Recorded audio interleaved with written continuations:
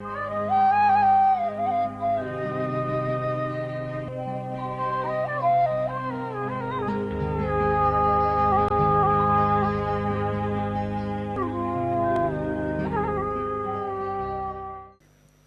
शांति।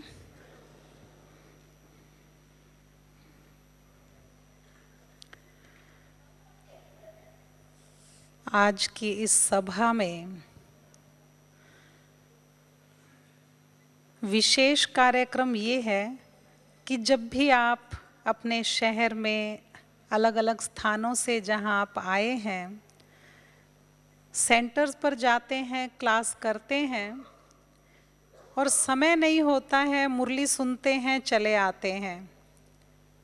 कई बार मुरली में से कई बातें ऐसी लगती है कि पूछनी चाहिए, लेकिन अपने ही कारोबार में व्यस्त हो जाते हैं या ये सोच लेते हैं कि बाबा अपने आप किसी अगली मुरली में क्लियर कर देंगे। तो इस तरह करके कई बातें मन में दबी सी रह जाती हैं। पुरुषार्थ के बारे में, ज्ञान की क्लैरिटी, योग के बारे में, कुछ धारणाओं की स्पष्टता। तो इस तरह की बातें जो माइंड में रह गई हैं, वो आज पूछने का सबको अवसर मिला। बहुत सारी स्लिप्स आई हैं और बहुत सारे क्वेश्चंस किसी एक टॉपिक पर मिलते ही हैं। किसी एक विषय पे अलग अलग शब्दों में बहुतों ने प्रश्न पूछे हैं, जैसे कि कर्म योगी कैसे बने, कर्म करते समय संपूर्णता की स्थिति कैसे प्राप्त करें। किसी ने पूछा कर्म करते फरिश्ता कैसे बने। इस तरह की बातें हमारे बीच जो महानुभाव उपस्थित हैं, जैसे स्पेशल डॉक्टर्स होते हैं, किसी विशेष चीज़ में एक्सपर्टाइज होती है, कोई हृदय का, कोई दांतों के, कोई कान के, कोई आँखों के, इस तरह के डॉक्टर्स, तो वो स्पेशल उस बात पर उसी चीज़ का इलाज करते हैं, उसी अंग उसी बीमारी का। इसी तरह से बाबा ने अपने सभी बच्चों को चिकित्सक के रूप में तैयार किया है। आपके मन में उठने वाली बहुत सी बातें, उनका उत्तर आज हम जानेंगे। हमारे बीच उपस्थित हैं परम आदरणीय प्रेम दीदी। आप सभी पिछले 2 दिन से आपसे मुरली सुन रहे हैं, इसलिए सभी जानते हैं, पहचानते हैं। फिर भी हम थोड़ा सा परिचय देना चाहेंगे। शॉर्ट में सभी वक्ताओं का परिचय देना चाहूँगी। आदरणीय प्रेम दीदी, आप अपनी किशोर अवस्था से ही ज्ञान में हैं। जैसे ही बाबा को पहचाना, उन्हें पकड़ लिया और उसके बाद उनका संदेश, उनका परिचय जन जन तक पहुंचाने के निमित्त बने। लेकिन उस जन जन में विशेष आत्माएं जिनको बाबा याद करते हैं, संतों महात्माओं का भी मैं उद्धार करने आता हूँ, साधुओं का भी मैं उद्धार करने आता हूँ, लेकिन निमित्त किसी न किसी को बनाता ही हूँ। तो बाबा ने इस तरफ उत्तर भारत में विशेष रूप से आदरणीय प्रेम दीदी को निमित्त बनाया। आप हरिद्वार, देहरादून में रहते हुए ये सेवा दे रहे हैं। बहुत बड़े बड़े महामंडलेश्वर संत महात्माओं को बहुत सहज भाषा में और प्रभावशाली ओजस्वी वाणी में ज्ञान समझा देना, उनको ज्ञान के समीप लाना, ये आपकी विशेषता है। आप पिछले लगभग 58 वर्ष से ज्ञान में हैं और वर्तमान समय देहरादून, हरिद्वार में रहते हुए उत्तरांचल की सेवाएं संभाल रहे हैं। देश विदेश में सब तरफ आपने सेवाएं प्रदान की। आदरणीय दादी जानकी जी व अन्य दादियों के साथ आपको रहने का सौभाग्य प्राप्त हुआ है। साकार बाबा के संग के अनुभव आपके मर्म स्पर्शी हैं, बहुत प्रेरणादायी हैं। तो आज हम उनसे भी धारणाओं संबंधित बातें सुनेंगे।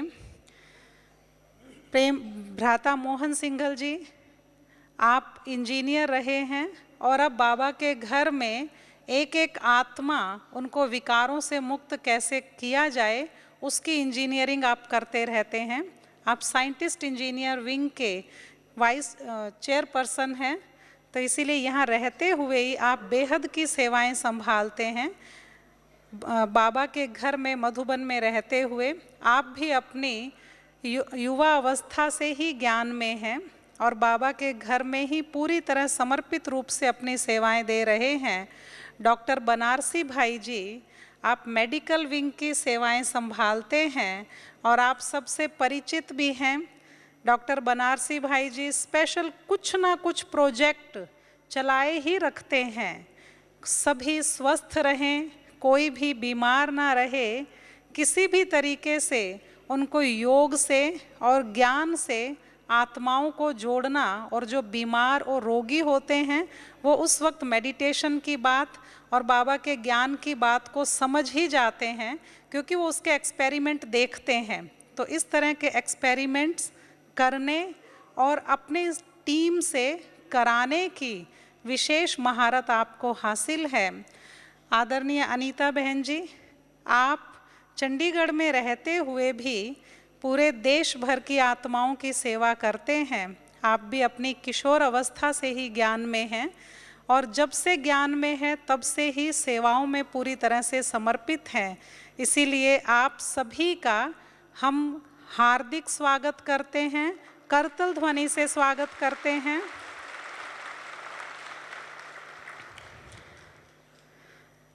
अब सीधा सीधा हम उन बातों पर आते हैं जो आप पूछना चाहते हैं और आपने स्लिप्स के रूप में भेजी हैं। किसी 2, 4, 6 ने भेजी और उसका उत्तर सभी को मिल जाएगा। तो उससे रिलेटेड कुछ बातें हैं।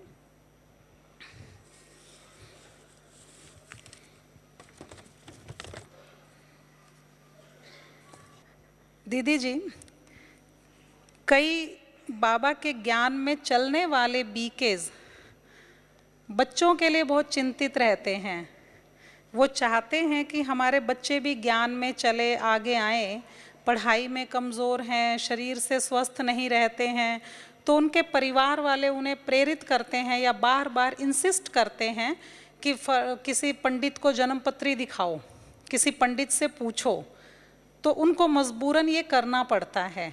वो कहीं जाते हैं, कहीं जन्मपत्री दिखाते हैं, किसी से राय लेते हैं।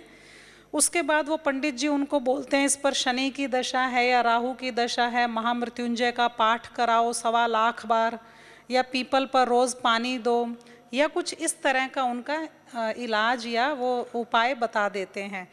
वो कहते हैं कि अब हम ये उपाय करना भी नहीं चाहते हैं, क्योंकि पता है इनसे डायरेक्ट कोई कनेक्शन नहीं है इस बात का। ये कर्मों का हिसाब किताब है, ज्ञान भी है, वो शुभ भावना से भोजन भी खिलाते हैं, योग की दृष्टि भी देते हैं। लेकिन अब और क्या करें? परिवार को संतुष्ट रखने के लिए करें या बिल्कुल ना करें? कैसे करें ये बातें जो कि ज्ञान के अगेंस्ट भी है? कोई ज्ञानी भाई बहन सुनते हैं तो उनको अजीब भी लगता है अगर हम ऐसा करते हैं, तो दुविधा वाली बात है ये तो।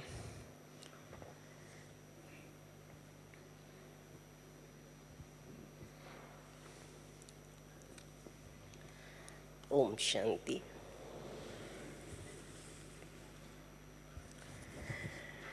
पारिवारिक जीवन में रहते हुए अपने मित्र, संबंधी, साथी सभी को भी संतुष्ट करना आवश्यक होता है। परंतु ये भी हम बाबा के बच्चे जानते हैं कि हर आत्मा अपने अपने कर्मों के अनुसार शरीर ग्रहण करती है और कर्मों के अनुसार उसे सुख दुख भी भोगना है।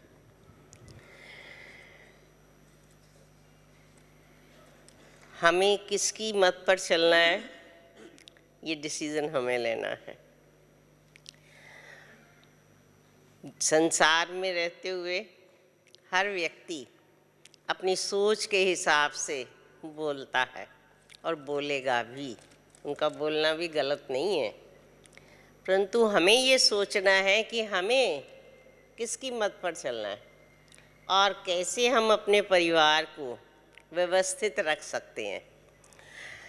परिवार को व्यवस्थित रखना ये हमारी जिम्मेदारी है, परंतु साथ साथ इस संसार में जितने भी प्राणी हैं, अगर सबके विचारों के अनुसार हम चलना शुरू करें तो क्या ये पॉसिबल है? कि हम सबके विचारों के अनुसार चलें। जब हम एक मत के अनुसार चलेंगे तो हमारे जीवन की जितनी भी दुविधाएं हैं वो सब समाप्त होकर के हमारा जीवन सुविधापूर्वक हो जाएगा।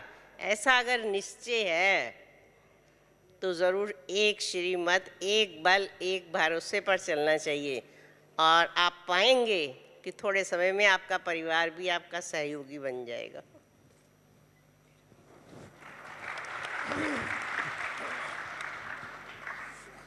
ये बात क्लियर है कि कर्मों का हिसाब किताब ठीक होगा तो आत्माओं के साथ ये सिस्टम भी ठीक हो जाएगा।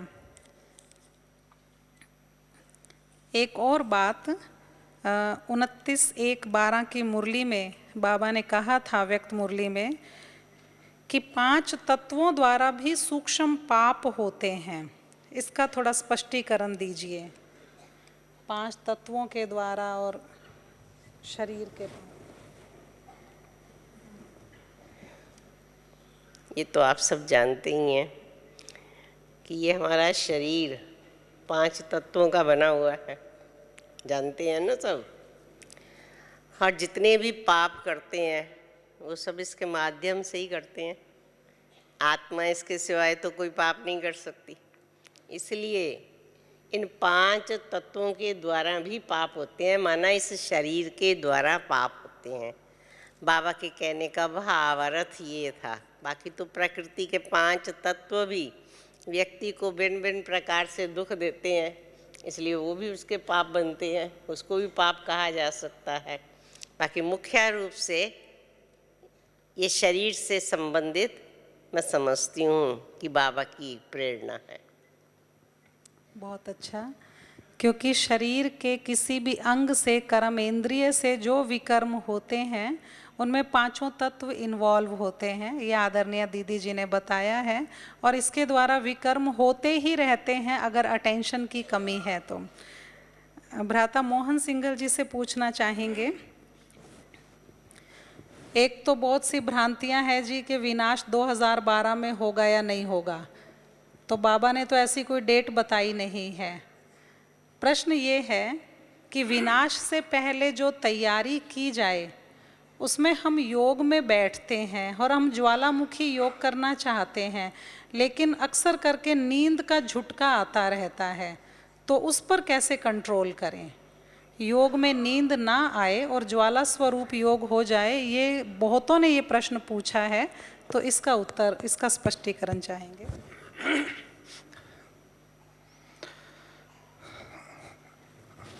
समय के अनुसार यह प्रश्न अधिकतर अपने भाई बहनों के मन में उठता रहता है। बाबा ने तो सदैव कहा है कि बाहर के विनाश की बात वो तो जब होगा देखेंगे, लेकिन अपने ही शरीर का क्या भरोसा है। यह तो कभी भी विनाश को प्राप्त हो सकता है। तो एक तो हमारी तैयारियां इस हिसाब से होनी चाहिए कि भाई मुझे संपूर्ण बनना है समय से पहले। बाबा ने कहा है कि अगर समय हमारा मास्टर बना और समय की वजह से अगर हमारे पुरुषार्थ में कुछ तीव्रता आई और हम संपन्न बने तो वो मार्क्स तो समय को मिल जाएंगे। हमारे को जो पास विद ऑनर होने का लक्ष्य बाबा ने दिया है, वह समय से पहले अगर हम अपने पुरुषार्थ को आगे रख करके पास विद ऑनर होते हैं तो उसमें हमारा क्रेडिट है। दूसरी बात कि ये जो बात बाद में बताई आपने ज्वालामुखी योग की, बहुत अच्छी बात है, क्योंकि बाबा ने एक बात, प्रकृति की अभी बात हो रही थी, जैसे ये शरीर हमारा 5 तत्वों का बना है और प्रकृति के 5 तत्वों को भी हमें शुद्ध और पावन करना है, क्योंकि यही हमारे तत्व से बना शरीर है जो आदि से लेकर अंत तक भिन्न भिन्न नाम रूपों में हम आत्मा का साथी है। तो इसलिए ज्वालामुखी योग की बात जो बहन जी ने कही, उसका थोड़ा सा हिस्टोरिकल बैकग्राउंड बता दूं, उससे काफ़ी क्लियर। ज्वालामुखी एक जगह, यहाँ तो पंजाब हरियाणा हिमाचल के सब आए हुए हैं, हिमाचल में एक जगह है ज्वाला देवी, वहाँ एक देवी हैं, उनके मुंह से हमेशा ज्वाला निकलती रहती है, अग्नि निकलती रहती है मुख से, इसलिए उस जगह का नाम ही ज्वालामुखी योग, ज्वालामुखी या ज्वाला देवी जी पड़ गया है।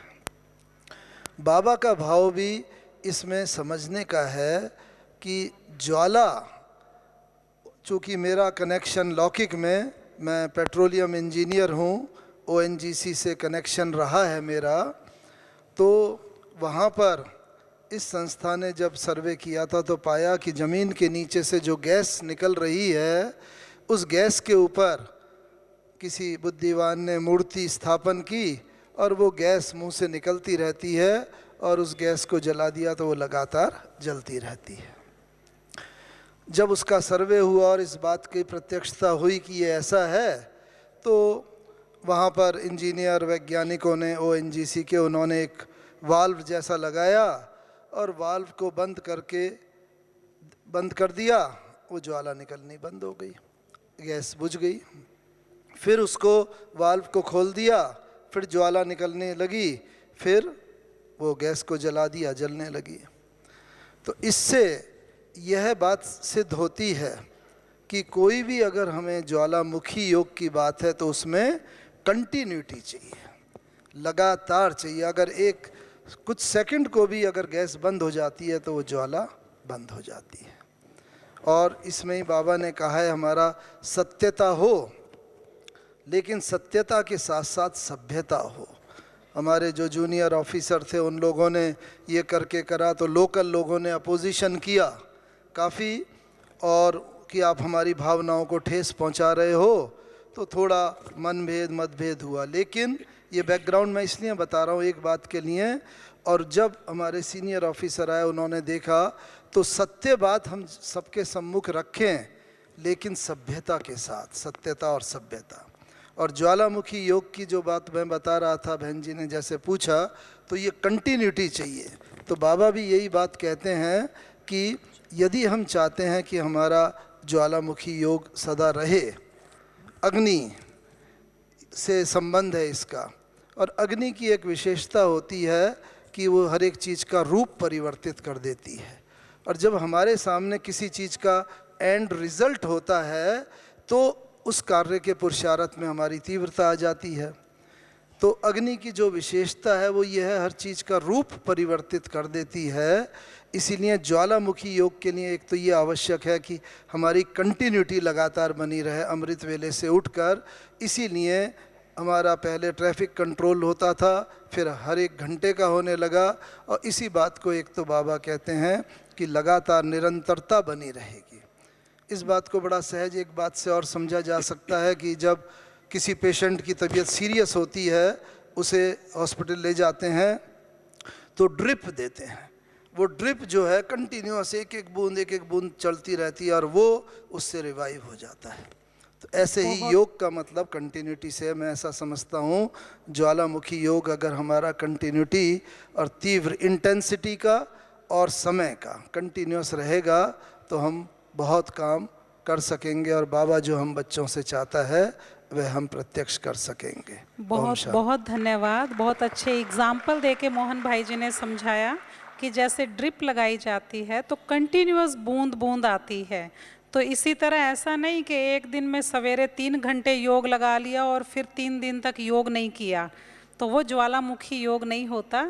अगर हम सचमुच इसका अच्छा रिजल्ट देखना चाहते हैं तो हम बाबा से निरंतर बातें करते रहें, निरंतर जुड़े रहें, थोड़ा थोड़ा बीच बीच में बार बार याद करते रहें, तो कंटिन्यूटी से हमारी योग की अवस्था अच्छी हो जाएगी। और वैसे भी देखें दुनिया में जब किसी को किसी से इश्क हो जाता है तो वो आशिक माशूक एक दूसरे को क्या देते हैं, वो स्कूल गोइंग कॉलेज गोइंग बच्चे हैं तो क्या देते हैं उस जवानी में, धन उनके पास बहुत होता नहीं है, तो वो एक दूसरे को समय ही सबसे ज़्यादा देते हैं।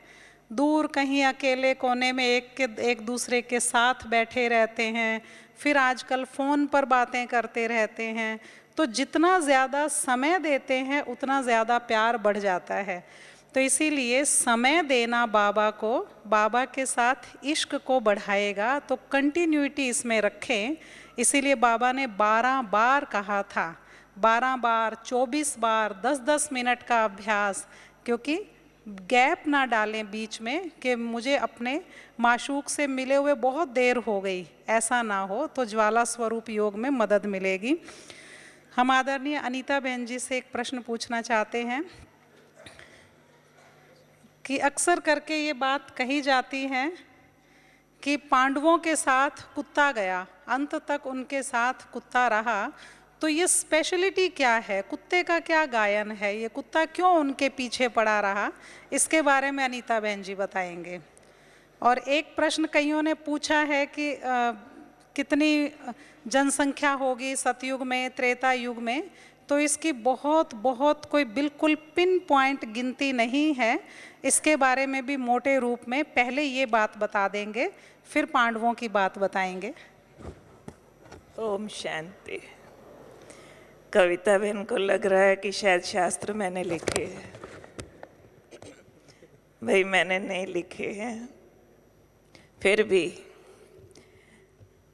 एक बार यही वाला क्वेश्चन सेम मुझे याद है, बहुत सालों पहले ओम शांति भवन में दादी जान के सामने थे, तो सभा में से एक भाई ने पूछा कि दादी बाकी सब कुछ समझ आता है, लेकिन ये जो अंतिम स्थिति दिखाई है, पांडव पहाड़ों पर गल मरे और उसके बाद धर्मराज युधिष्ठिर स्वर्ग में गए और उनके साथ एक कुत्ता स्वर्ग में गया, बाकी सारे पांडव गल मरे। भाई ये क्या बात है।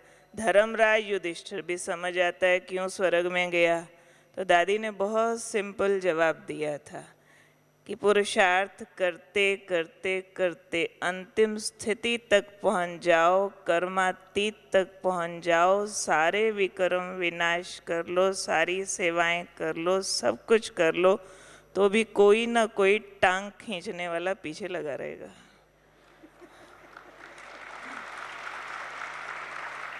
अब ये टांग खींचने वाला क्या होता है, कोई ना कोई टेस्ट लास्ट तक होगा जो आपकी संपूर्णता को आखिरी श्वास छोड़ने तक भी टेस्ट करेगा कि आप परिपक्व हुए हैं या नहीं। जिसको बाबा कहते हैं कि अंतिम जो प्रश्न होगा ना, अंतिम, वो 1 सेकंड का होगा, जो सारी स्थिति का निचोड़ होगा, जिसको बाबा ने कहा हुआ है अंत मते सो गते।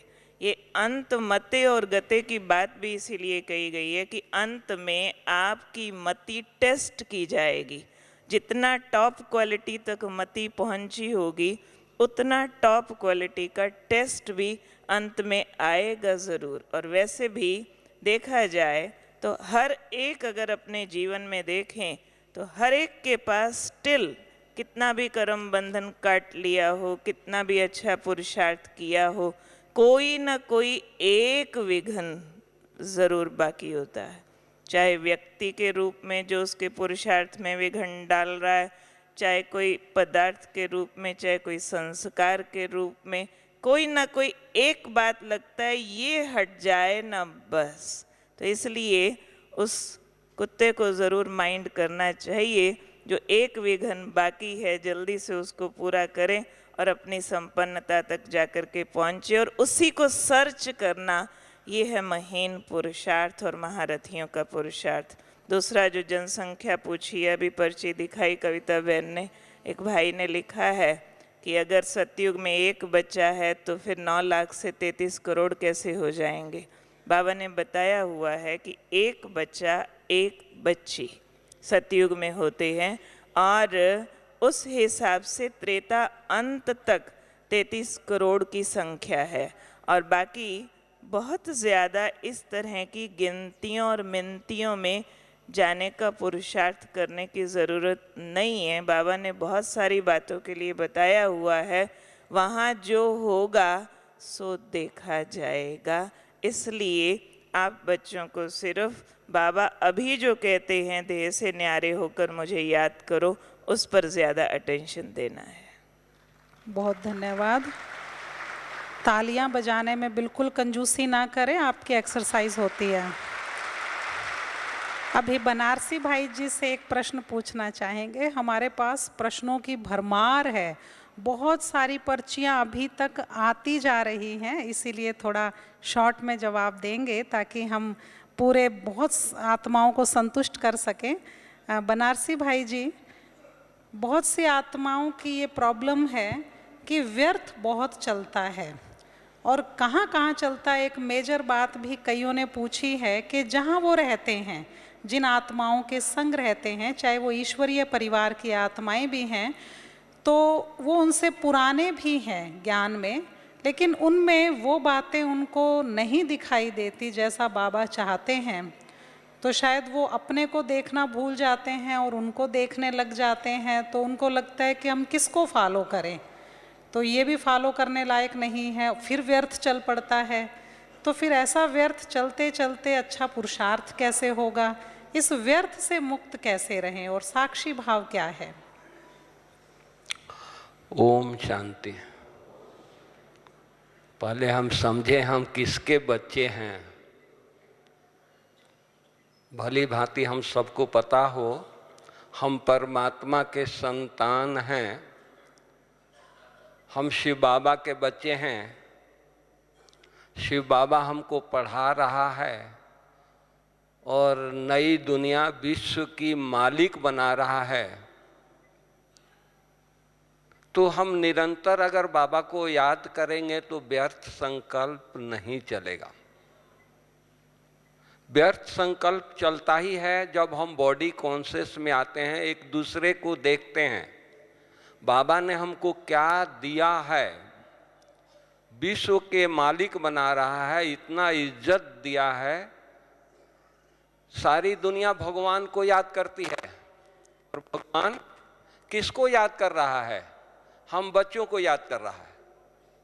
हम बच्चे कौन हैं? साधारण, जिसको हमारे गांव के मुखिया हमको नहीं जानता है। ग्रुप से मिला तो हम बोला, माताएं आपको आपके मुखिया जी जानते हैं? बोला कि नहीं, वो तो पहचानता भी नहीं है। आप कोई शहर से आए हैं, आपके स्टेट के चीफ मिनिस्टर आपको नहीं जानता है। आपने चीफ मिनिस्टर को बनाया है, लेकिन आपको वो नहीं जानता है। हमको विश्व के मालिक स्वयं परम पिता परमात्मा हमको अपना बनाया है। बना करके कहाँ रखा है? नयनों पर बैठाया है। सोचो, अगर इस तरह की आपकी संकल्प हो, अगर ऐसी वृत्ति हो हम किसके बच्चे हैं, तो व्यर्थ संकल्प चलेगा? साधारण संकल्प चलेगा? नहीं। तो इसीलिए अपने रूहानियत में, अपने नशे में, अपने उस खुमारी में रहें। हम नीचे आते हैं, बॉडी कॉन्शियस में आते हैं, हद में आते हैं, तो एक दूसरे की स्वभाव को देखते हैं तो व्यर्थ संकल्प चल जाता है। बाबा ने कहा कि सबका पार्ट है। हम क्यों किसी के पार्ट को देख करके आश्चर्य करें? क्यों किसी के पार्ट को देख करके हम संकल्प चलाएं? वो अपना पार्ट प्ले कर रहा है, हमको अपना पार्ट प्ले करना है। तो इस तरह से साक्षी भाव हो करके, उमंग उत्साह में रह करके, और अपने जो बाबा ने हमको होमवर्क दिया है सदा बुद्धि में घूमता रहे, तो मैं नहीं समझता हूं कि हमारा व्यर्थ संकल्प चलेगा। ओम शांति।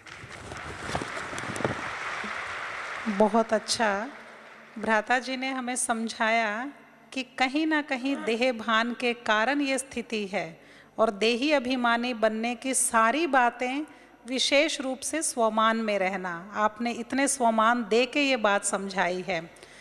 एक और ख़ास बात, गंभीर बात है ये, और जो बाबा के बहुत पक्के बच्चे हैं, धारणाओं में बहुत मजबूत हैं, उनके मन में भी ये प्रश्न उठता है कि यज्ञ की स्थापना से लेकर अब तक हमारा जो फाउंडेशन है इस यज्ञ का, वो है पवित्रता, जिसको बाबा जिस पर बहुत बहुत जोर देते हैं। चाहे बर्तन मांजने पड़े, चाहे कोई घर से निकाल दे तो भी पवित्र रहना ही है।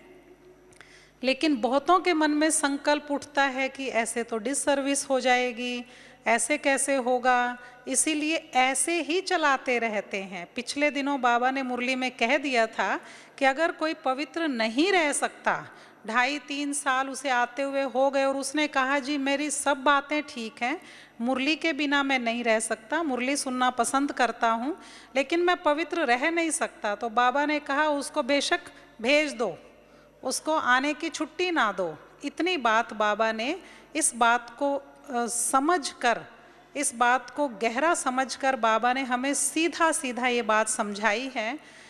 इस बात का पवित्रता की धारणा का कितना महत्व है, बाबा से मिलने के लिए इस धारणा की क्यों आवश्यकता है और इसको कितना सीरियसली लेना चाहिए, ये हमें आदरणीय प्रेम दीदी समझाएंगे।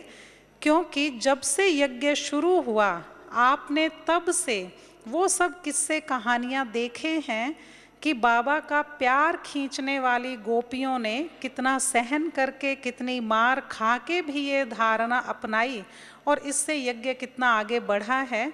तो इसकी गहराई हमें प्रेम दीदी समझाएंगे।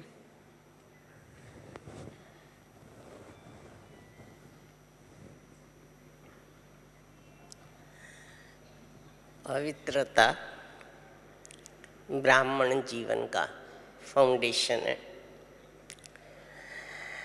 इसमें कोई शक नहीं कि इसका विरोध भी बहुत है। परंतु अगर इसके विरोध को कोई पुरुषार्थी देखने लगेगा तो योग मार्ग पर चलना उसका असंभव होगा। योग और भोग ये संसार की दो अलग अलग दिशाएं हैं।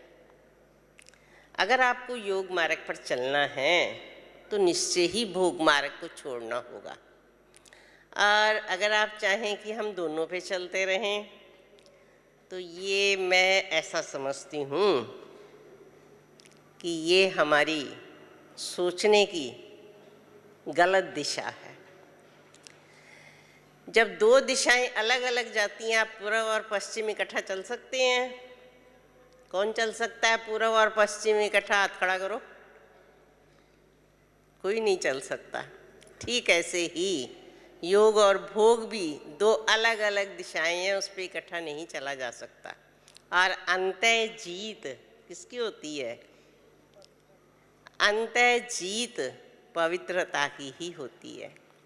ये ठीक है कि विकारी मनुष्य इसको कठिन मानता है, परंतु जब हम बाबा के बन जाते हैं और हमारे लिए कठिन नहीं रहता तो कुछ सहन करना नहीं लगता है, परंतु वो भी अपने चलने वाले पुरुषार्थी जीवन का एक भाग लगता है।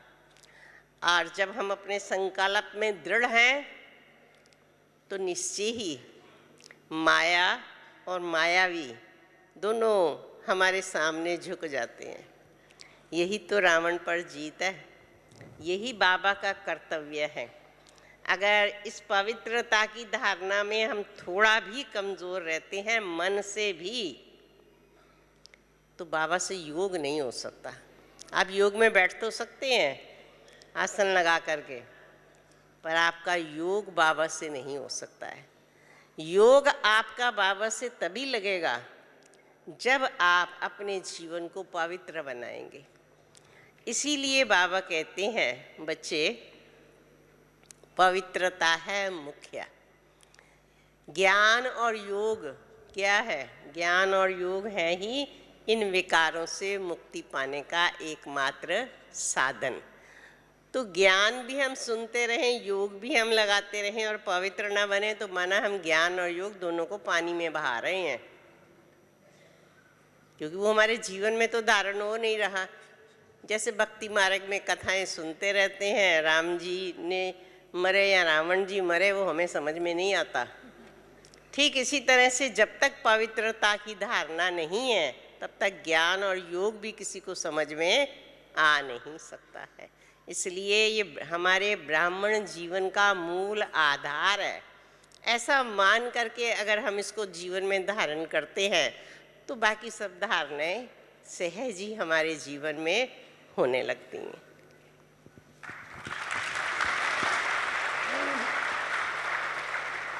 दीदी जी, कुछ बातें मन में और भी आती हैं कि हमें पता है कि हम पवित्र आत्माएं ही बनकर वापस जाएंगे और परम धाम में जाएंगे। एक प्रश्न ये भी है कि जीव जंतु और प्राणी, जीव जंतु कैसे पवित्र बनते हैं, तो वो स्वर्ग में किस आधार पर जाएंगे? अच्छा, एक और प्रश्न ये है, क्या शांति धाम में रहती हैं वो आत्माएं भी? ये भी कृपया थोड़ा स्पष्ट कीजिए।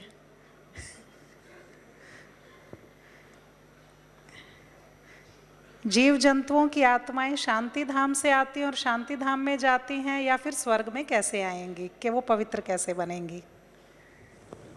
जैसा व्यक्ति होता है वैसा उसका घर होता है।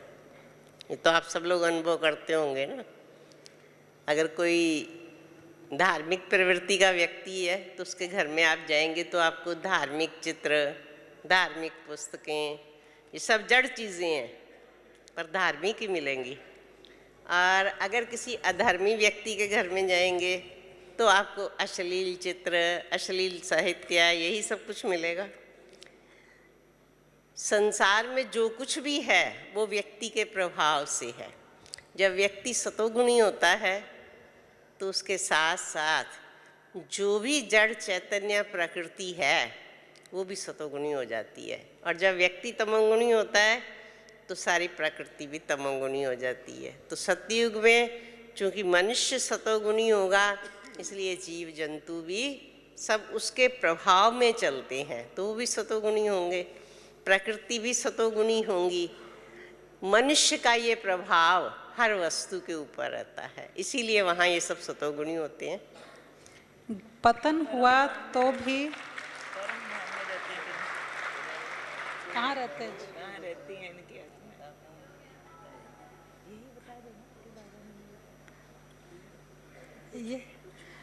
ये भी कि आत्माएं वो क्या वो परम धाम में रहती हैं या वो हार्मलेस क्रिएचर है इसीलिए इसी प्रकृति में बिखरी रहती हैं? बाबा ने वैसे इसके बारे में कुछ बताया नहीं है, परंतु फिर भी बाबा सदैव यही कहते हैं कि इन बातों में बुद्धि मत लगाओ। तुम आत्माएं परम धाम से सृष्टि पर आई हो, ये याद रखो, और अब पावन बन कर के वापस घर जाना है, ये याद रखो। बहुत अच्छा। एक और बात इसी से जुड़ी हुई कि एक आत्मा ने विशेष पूछा है कि बहुत लंबे समय तक पवित्रता की धारणा रही और उसके बाद धारणा टूट गई, बहुत तूफान आया, बहुत पेपर आया उसके पर, तो पवित्रता की धारणा टूट गई। उसके बाद उन्होंने फिर से बहुत मेहनत की और बाबा के ज्ञान में बहुत अच्छा चलती रही हैं। लेकिन जब जब बाबा की मुरली में आता है कि जो एक बार भी चोट खाई, गिरा तो उसका पद भ्रष्ट हो जाएगा या वो इस लायक नहीं है ना, बिल्कुल पाई पैसे की पदवी पाएगा, इस तरह की जब जब बात आती है तो उनके मन में बहुत फीलिंग आती है कि क्या मेरे को बहुत गिरी हुई पदवी मिलेगी, क्या बाबा मुझे इसके लिए कभी माफ़ नहीं करेंगे? तो इस तरह का बहुत भावुकता भरा प्रश्न है उनका। तो क्या कहना चाहेंगे आप इसके बारे में? क्या वो सेवाएं भी अच्छी कर रही हैं, अब वो ठीक भी है इस धारणा में? तो ज्ञान में चलना कब से माना जाए ऐसी आत्मा का? 24 साल से या 14 साल से, जब से भी हुआ इस तरह से? बाबा सदैव हम बच्चों को समझाते हैं कि पवित्रता के खंडित होने पर ज्ञान, योग, स्थिति सब खंडित हो जाती है और उसे नए सिरे से फिर पुरुषार्थ करना पड़ता है। जैसे हम ऊपर से नीचे घिस जाते हैं तो फिर से हमें पहली सीढ़ी से चढ़ना पड़ता है। ऐसे नहीं कहेंगे कि हम आदि तक पहुँचे हुए हैं और आदि बाकी रह गई, नहीं। इसी तरह से बाबा कहते हैं अगर तुम विकारों में गिरते हो तो जैसे कि तुम कहाँ चले जाते हो, बाबा के शब्द हैं रसातल में चले जाते हो। तो रसातल से पुनः बाहर आने में स्वाभाविक बात है, समय भी लगेगा, शक्ति भी लगेगी, और उसके बाद में पुनः अगर वो उस स्थिति में पहुंच जाते हैं तो जो यानी कुछ पद पाने के योग्य भी वो ज़रूर बनेंगे, क्योंकि जो उन्होंने पुरुषार्थ किया है उस पुरुषार्थ की प्रारब्ध भी उनको अवश्य मिलेगी। रही बात सेवा की, बिना धारणा के सेवा करने का कोई लाभ नहीं होता है। ओम शांति। बहुत अच्छी बात आपने बताई है। बाकी फीलिंग की बात नहीं, अगर पुरुषार्थ बहुत बहुत अच्छा कर रहे हैं तो ये भी मीनिंग तो रखता ही है।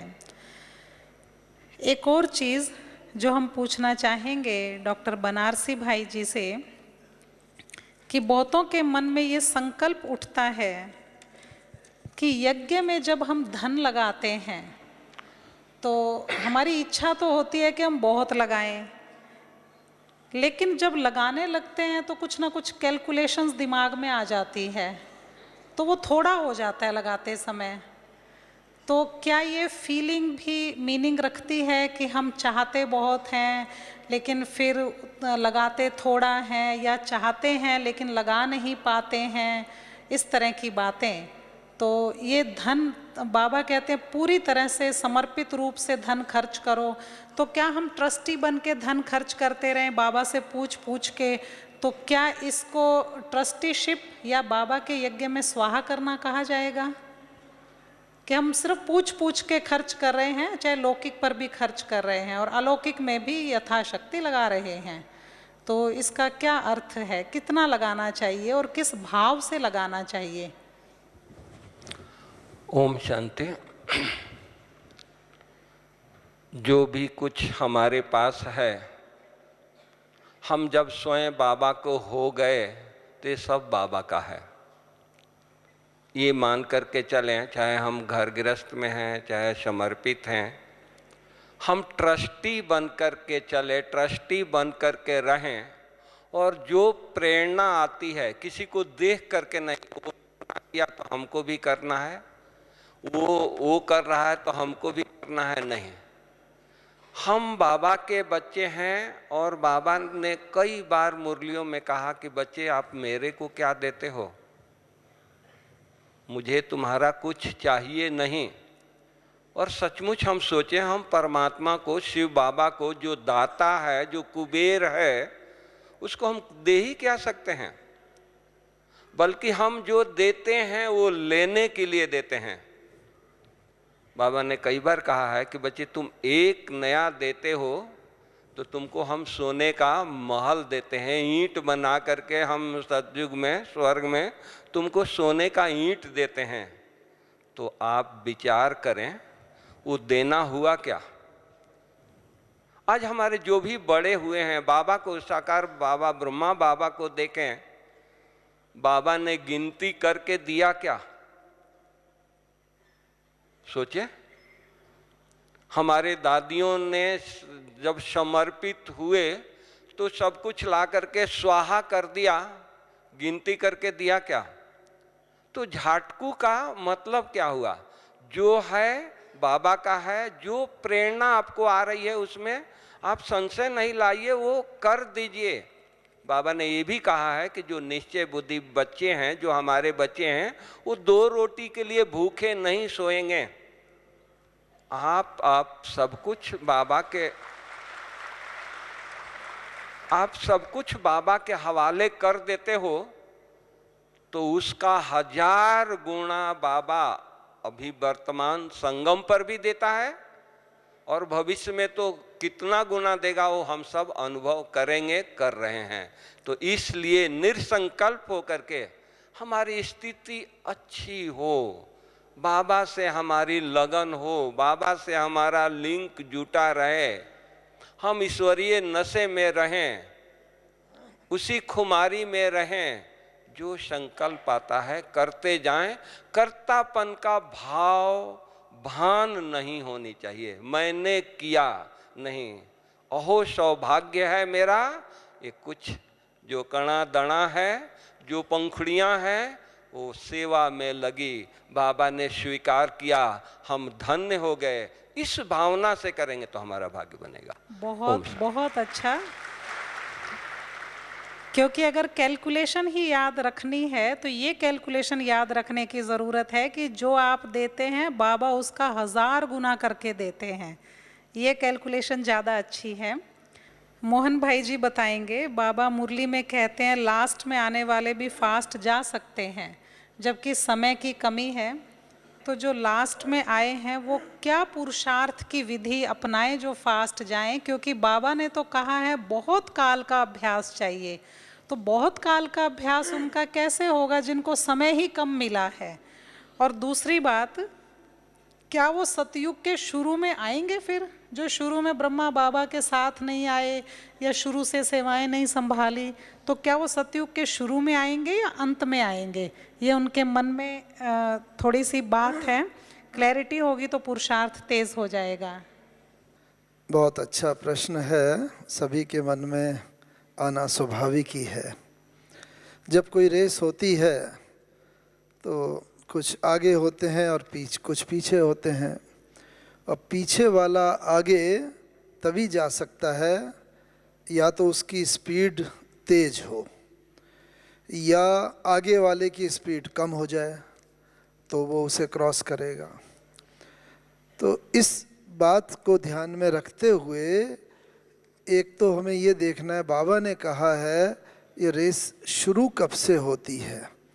ये बात नहीं है कि कोई बहुत पहले आया है तब से वो निरंतर एक चढ़ती कला का अनुभव करता हुआ आगे बढ़ता रहा है। जो बाद में आते हैं, हमारा पुरुषार्थ शुरू ही तब से होता है जब से हमारा ये नया जन्म होता है, ब्राह्मण जन्म होता है। और तब से अगर हम निरंतर एक रस स्थिति में चल रहे हैं तो बाबा ने जो समय प्रति समय कहा है उनके मार्क्स और ज़्यादा हैं जो उनसे पहले समय से चल रहे हैं, लेकिन कभी गिरे कभी उठे चढ़े, विस्मृति स्मृति का खेल, कई प्रकार की परीक्षाओं में अगर फंस कर उनका टाइम मनी एनर्जी अगर वेस्ट हुआ है। कहने को वो कुछ वर्ष पहले से चल रहे हैं, लेकिन उनकी तुलना में पीछे आने वाले भी एक फास्ट जात। दूसरी बात बाबा ने इसमें कहा है, आपने दूसरा क्या पूछा था इसके संबंध में? बात ये थी, ये तो बात आपने बताई कि लंबे टाइम से चले, लेकिन वो कभी गिरते रहे कभी उठते रहे और बहुत एक रस और अच्छा पुरुषार्थ नहीं हुआ। लेकिन अब क्या पुरुषार्थ के अंत में आने वाले ऐसी क्या विधि अपनाएं जो फास्ट जाएं, और क्या वो सतयुग में पहले आएंगे? और एक बात और ध्यान में, जैसे बाबा कहता है जब से हम ज्ञान में आए हैं हमें 1 का 100 गुना पुरुषार्थ में फल मिलता है। ये भी बात बुद्धि में रखें कि 1 का 100 गुना नेगेटिव कर्म करने से, विकर्म करने से वो माइनस भी हो जाता है। इसीलिए अगर हम जब से चले हैं तब से अगर हमारी बुद्धि में ये रहता है कि मुझे last so fast so first, विजय माला का मणका बनना है, पास विद ऑनर होना है, तो हमारे सामने अभी तक एक ही संपूर्णता का लक्ष्य है। जो आत्मा अभी तक संपूर्ण बनी है वो है हमारे प्यारे प्रजापिता ब्रह्मा बाबा जी, जिन्होंने अपनी संपूर्णता को केवल 33 वर्षों में प्राप्त कर लिया। 1936 में ज्ञान में आए, ज्ञान शुरू हुआ और 1969 जनवरी में तो संपूर्ण बन गए। लौकिक रीति से देखें तो उल्टी सीढ़ी चढ़े हुए प्रवृत्ति मार्ग में घर गृहस्थी में रहने वाले, धंधा बिजनेस करने वाले, सारे लौकिक रीति से वो व्यवहार कुशल, लेकिन जब से ज्ञान मिला तब से बाबा का जीवन का लक्ष्य जो रहा उसने उन्हें इतने कम समय में ही संपूर्णता को प्राप्त करा दिया। बस अभी हम सब ब्रह्मचारी तो बन गए, लेकिन अगर हम लास्ट सो फास्ट जाना चाहते हैं तो ब्रह्मचारी के साथ साथ जो बाबा ने कहा ब्रह्माचारी, यानी ब्रह्मा बाबा के फुट स्टेप रखते हुए चलते चलें। और अभी तो जनवरी मास ही चल रहा है, अंतिम में है, और इसमें रोज़ परमात्म प्यार में समा जाओ, ब्रह्मा बाबा के कदम पर कदम 18 जनवरी तक प्रतिदिन पढ़ के सुनाते जाते रहे। उन बातों को मैं समझता हूँ अगर हम फॉलो करते रहेंगे तो कोई कारण नहीं कि हम भी बाबा के साथ साथ पास विद ऑनर्स बन जाएंगे। ओम शांति। बहुत अच्छा। ये मन में दुविधा रखने की ज़रूरत नहीं है कि हम सतयुग में पहले आएंगे या पीछे आएंगे। नेचुरल है, पुरुषार्थ में इस टाइम फैक्टर नील है, लगन के नंबर ज़्यादा हैं। बनारसी भाई जी से हम पूछना चाहेंगे, एक तो मन में कईयों के बात आती है कि जो बाबा आते हैं शाम को, वो शाम को ही क्यों आते हैं, वो सुबह क्यों नहीं आते हैं? कुछ कारण होगा, सर्दी गर्मी रहने की व्यवस्था, ये आप घर में रहने वाले भाई ज़्यादा अच्छी तरह जानते हैं, तो वो शाम को ही क्यों आते हैं? और दूसरी बात, बाबा के आने की जो डेट्स हैं वो कृपया बताइए, कैसे फिक्स होती हैं, कैसे फिक्स की जाती हैं? ओम शांति। आप लोग बहुत अच्छे क्वेश्चन, गहरे क्वेश्चन पूछ रहे हो। आप सबको पता हो कि पहले बाबा दिन में आते थे, सुबह को आते थे, और जैसे जैसे संख्या बढ़ती गई तो समय चेंज हो गया, तो बाबा शाम को आना शुरू किए। और शाम को इसलिए दिन में देखा जाता था कि सुबह बाबा 9 बजे आए, 8-9 बजे आए, बच्चे नाश्ता करके बाबा के आवाहन में बैठे हैं, फिर भोजन बनाने वाले, फिर और कारोबार सारा करने वाले, उनको मुरली मिस हो जाता था।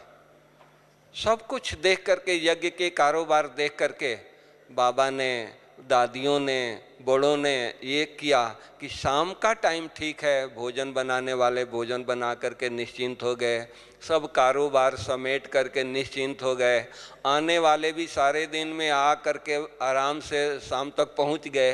तो बाबा शाम का समय बाबा के लिए ये रखा गया कि बाबा शाम को आएँ। आज भी हम बाबा को रिक्वेस्ट करें तो बाबा दिन में आ सकते हैं, कोई बड़ी बात नहीं है, लेकिन इतने लोगों का भोजन कहाँ बनेगा, कौन बनाएगा? और जो भोजन बनाएगा उसका मुरली मिस होगा कि नहीं?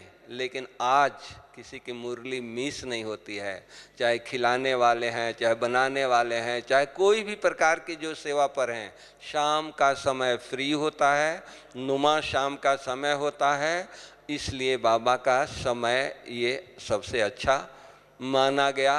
सब लोग निश्चिंत होकर के बाबा की मुरली सुनते हैं, बाबा को आवाहन करते हैं। डेट्स कैसे फिक्स करते हैं? जी हाँ, डेट को फिक्स करने के लिए डेट्स बना करके और गुलजार दादी जी को दिया जाता है, और दादी जी वतन में जाती हैं और बाबा से वेरीफाई कराती हैं कि बाबा ये डेट बच्चों ने सेलेक्ट करके दिया है। बाबा फिर मंजूर करते हैं और वो डेट आता है, और फिर सेंटरों पर, जोन में सभी बच्चों को भेजा जाता है। इस तरह से बाबा के पधरामी का डेट फिक्स किया जाता है। बाकी आने जाने का टर्न कैसे बने, वो थोड़ा यहाँ के रहने वाले लोग अनुभवी हो गए हैं तो ध्यान में रखते हैं कि दिल्ली साइड से ही सारे बच्चे न आ जाएं, नहीं तो ट्रेन तो उतना ही होती है तो सबको तकलीफ़ होगा। तो कुछ दिल्ली के साइड से बुलाते हैं, कुछ इधर से बुलाते हैं, कुछ किधर से बुलाते हैं, ताकि सहूलियत रहे। फिर भी कुछ न कुछ इतने बच्चे आते हैं तो मैं समझता हूँ कि किसी को कोई रिजर्वेशन नहीं मिलती होगी, कोई बैठकर आता होगा, ये पॉसिबल है। बहुत अच्छा। कईयों के मन में ये प्रश्न ज़रूर उठता है, चाहे बाबा कहते रहें कि ड्रामा अनादि और अविनाशी है, फिर भी मन में ज़रूर आता है कि ड्रामा कभी तो शुरू हुआ होगा। आता है ना? जब कभी शुरू हुआ होगा तो वो सतयुग से शुरू हुआ होगा कि संगम युग से शुरू हुआ होगा? पहले ब्रह्मा आए कि पहले श्री कृष्ण आए?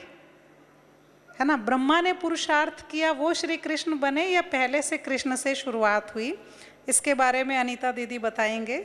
और एक और बात, अच्छा फिर अगर कृष्ण पहले आए तो उनके माता पिता कहाँ से आए? ये वैसा ही प्रश्न है जैसे मुर्गी पहले हुई कि अंडा पहले हुआ। चलो खैर, किसी आत्मा ने पूछा है तो उनको कुछ तो ज्ञान का जो अनुकूल सही जवाब है जो बाबा ने बताया हुआ है वो अनीता बहन जी देंगे। ये वाला प्रश्न कुछ ऐसा प्रश्न है जिसमें जो जितना उलझना चाहे उलझ जाए, जितना दुखी होना चाहे हो ले। और इस प्रश्न के उत्तर में सबसे बड़ी बात तो बाबा ने यही बताई हुई है कि पहले मुर्गी या पहले अंडा, पहले बीज या पहले पेड़, दोनों ओत प्रोत हैं। मुर्गी कहाँ से आई, अंडे से, अंडा कहाँ से आया, मुर्गी से।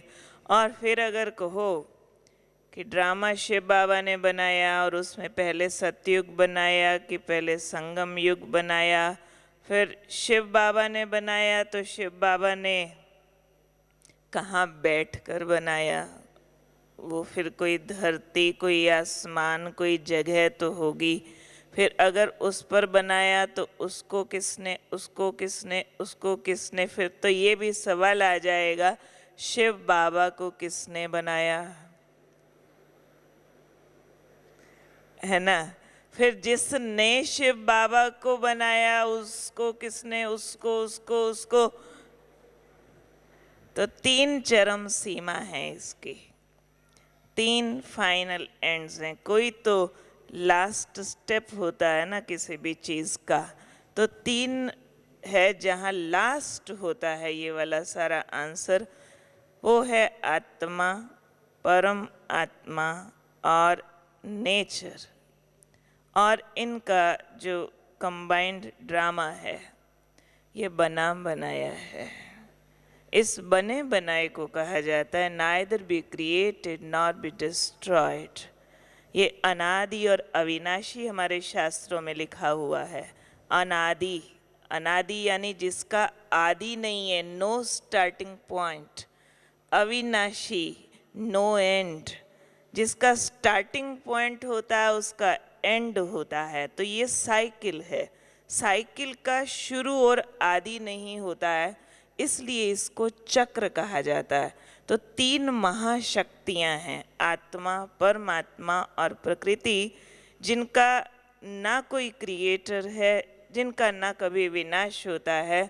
और इनको मिला करके जो ड्रामा बना हुआ है उसको भी कहते हैं neither be created not be destroyed. Similarly जैसे साइंस से अगर पूछा जाए कि ये मैटर कैसे बना, तत्व कैसे बना जिससे संसार चल रहा है, चाहे बिग बैंग थियरी साइंस ने बताई है, उसके बावजूद भी वो मैटर के लिए कहते हैं matter neither be created not be destroyed. और मैटर को आजकल उन्होंने एनर्जी बोल दिया। Energy neither be created not be destroyed, यानी एनर्जी जो है एक शक्ति, एक ऊर्जा, उसका ना आदि होता है ना अंत होता है। तो वो उस ऊर्जा को जानते हैं जो 5 तत्वों से बनी हुई है, जिसको अणु कहते हैं, जो एटॉमिक है, जो इस दुनिया की 5 तत्वों की शक्ति है। उसको भी विज्ञान ने कह दिया है कि इसको ना पैदा किया जा सकता है ना इसका अंत होता है। तो वो तत्व की ऊर्जा है। ये तत्व के ऊपर जो आत्मा है उसको पुरुष कहा जाता है। 5 तत्वों को प्रकृति कहते हैं। प्रकृति की मालिक है पुरुष आत्मा और परमात्मा है परम पुरुष। अब शिव बाबा को जो क्रिएटर कहा जाता है वो क्यों कहा गया? क्रिएटर से लोग समझ लेते हैं कि शिव बाबा ने एक एक आत्मा को बैठकर बनाया, फिर कब बनाया होगा, फिर उसको कृष्ण, उसको ब्रह्मा कब और कैसे बना दिया। क्रिएटर क्यों कहा शिव बाबा को? आत्मा और 5 तत्वों को बैठकर बनाए इसलिए क्रिएटर नहीं है, नहीं। जो खेल चलता है संसार का वो आत्मा और 5 तत्वों के बीच चलता है। और इसको आदत है अच्छे से बुरा और बुरे से अच्छा हो जाने की, क्योंकि ये फिर और साइंटिफिक लॉज हैं इसके पीछे। According to the law of entropy, ये परिवर्तन सृष्टि का नियम है। हर चीज़ नई से पुरानी, पुरानी से नई होती है। ये वाला नियम 2 पर लागू होता है, 3 पर नहीं। आत्मा और प्रकृति ये चक्र में है, सतो प्रधान से तमो प्रधान, तमो प्रधान से सतो प्रधान, ऐसे ही तत्व होता रहेगा। लेकिन परमात्मा जो परम शक्ति है उसके अंदर एक शक्ति है फॉर एवर सेम रहने की। वो सदा पवित्रता का सागर है, सदा वो अपनी सब शक्तियों से फुल रहता है। और जब ये दोनों शक्तियाँ एकदम डल हो जाती है, जीरो तक आ जाती हैं, आत्मा और पांच तत्व अपवित्र हो जाते हैं, जिसको हमारी भाषा में बोलते हैं, तब परम शक्ति परमात्मा का अवतरण होता है और इसका रीसाइकिल प्रोसेस करते हैं। यानी पांच तत्व जो पतित हो गए, फिर से उसको पावन बनाने का प्रोसेस महाविनाश, और आत्मा जो पतित बन गई उसको फिर से पावन बनाने का प्रोसेस राजयोग। इसलिए और बुद्धि लगाने की ज़रूरत नहीं, कौन पहले कौन बाद में। ड्रामा एक्यूरेट है, कल्याणकारी है, इतना सोचना ही सबसे अच्छा है। बहुत बहुत अच्छा, बहुत अच्छे तरीके से अनीता बहन जी ने समझाया है और अब ये प्रश्न उठाने की ज़रूरत नहीं है। और इस कार्यक्रम के शुरू होने के बाद जो प्रश्न आए हैं वो डील नहीं किए जाएंगे। ये 5 बजे तक टाइम दिया गया था सभी को। अभी जो भी प्रश्न भेजते जा रहे हैं, प्रश्न सुन के, उत्तर सुन के और प्रश्न पैदा होते हैं या जानबूझ के पैदा करते हैं तो वो भेज रहे हैं। जैसे जी भाइयों ने सोने की रिंग क्यों पहनी हुई है, अगर नष्टो मोहा होना ही है तो। अरे भाई, शरीर भी जलना ही है तो शरीर क्यों पहना हुआ है, शरीर भी खत्म होना ही है तो जिनके पास धन बहुत है वो सोना, कुछ सोना हीरा कुछ भी पहने, उनको उससे अटैचमेंट नहीं होनी चाहिए। बड़ी बात ये है। तो इस तरह की बहुत बातें जब बाबा कहते हैं कोई बहुत ऊंचा कपड़ा ना पहनो, माना महंगा कपड़ा ना पहनो, तो इस महंगे कपड़े की हर एक की कैटेगरी या हर एक की डिग्री अलग अलग है। जो कम कमाते हैं उनके लिए 100 रुपये मीटर वाला कपड़ा भी महंगा कपड़ा है, और जो बहुत कमाते हैं उनके लिए 3-4 हज़ार की ड्रेस पहनना महंगी ड्रेस नहीं है, जिनकी इनकम बहुत है। तो इस तरह के प्रश्न उठाना भी मैं समझती हूँ कुछ व्यर्थ में ही जा रहा है। एक प्रश्न बहुत जेन्युइन किसी ने पूछा कि जब से बाबा के ज्ञान में चले हैं तब से बेईमानी करने का दिल नहीं होता है।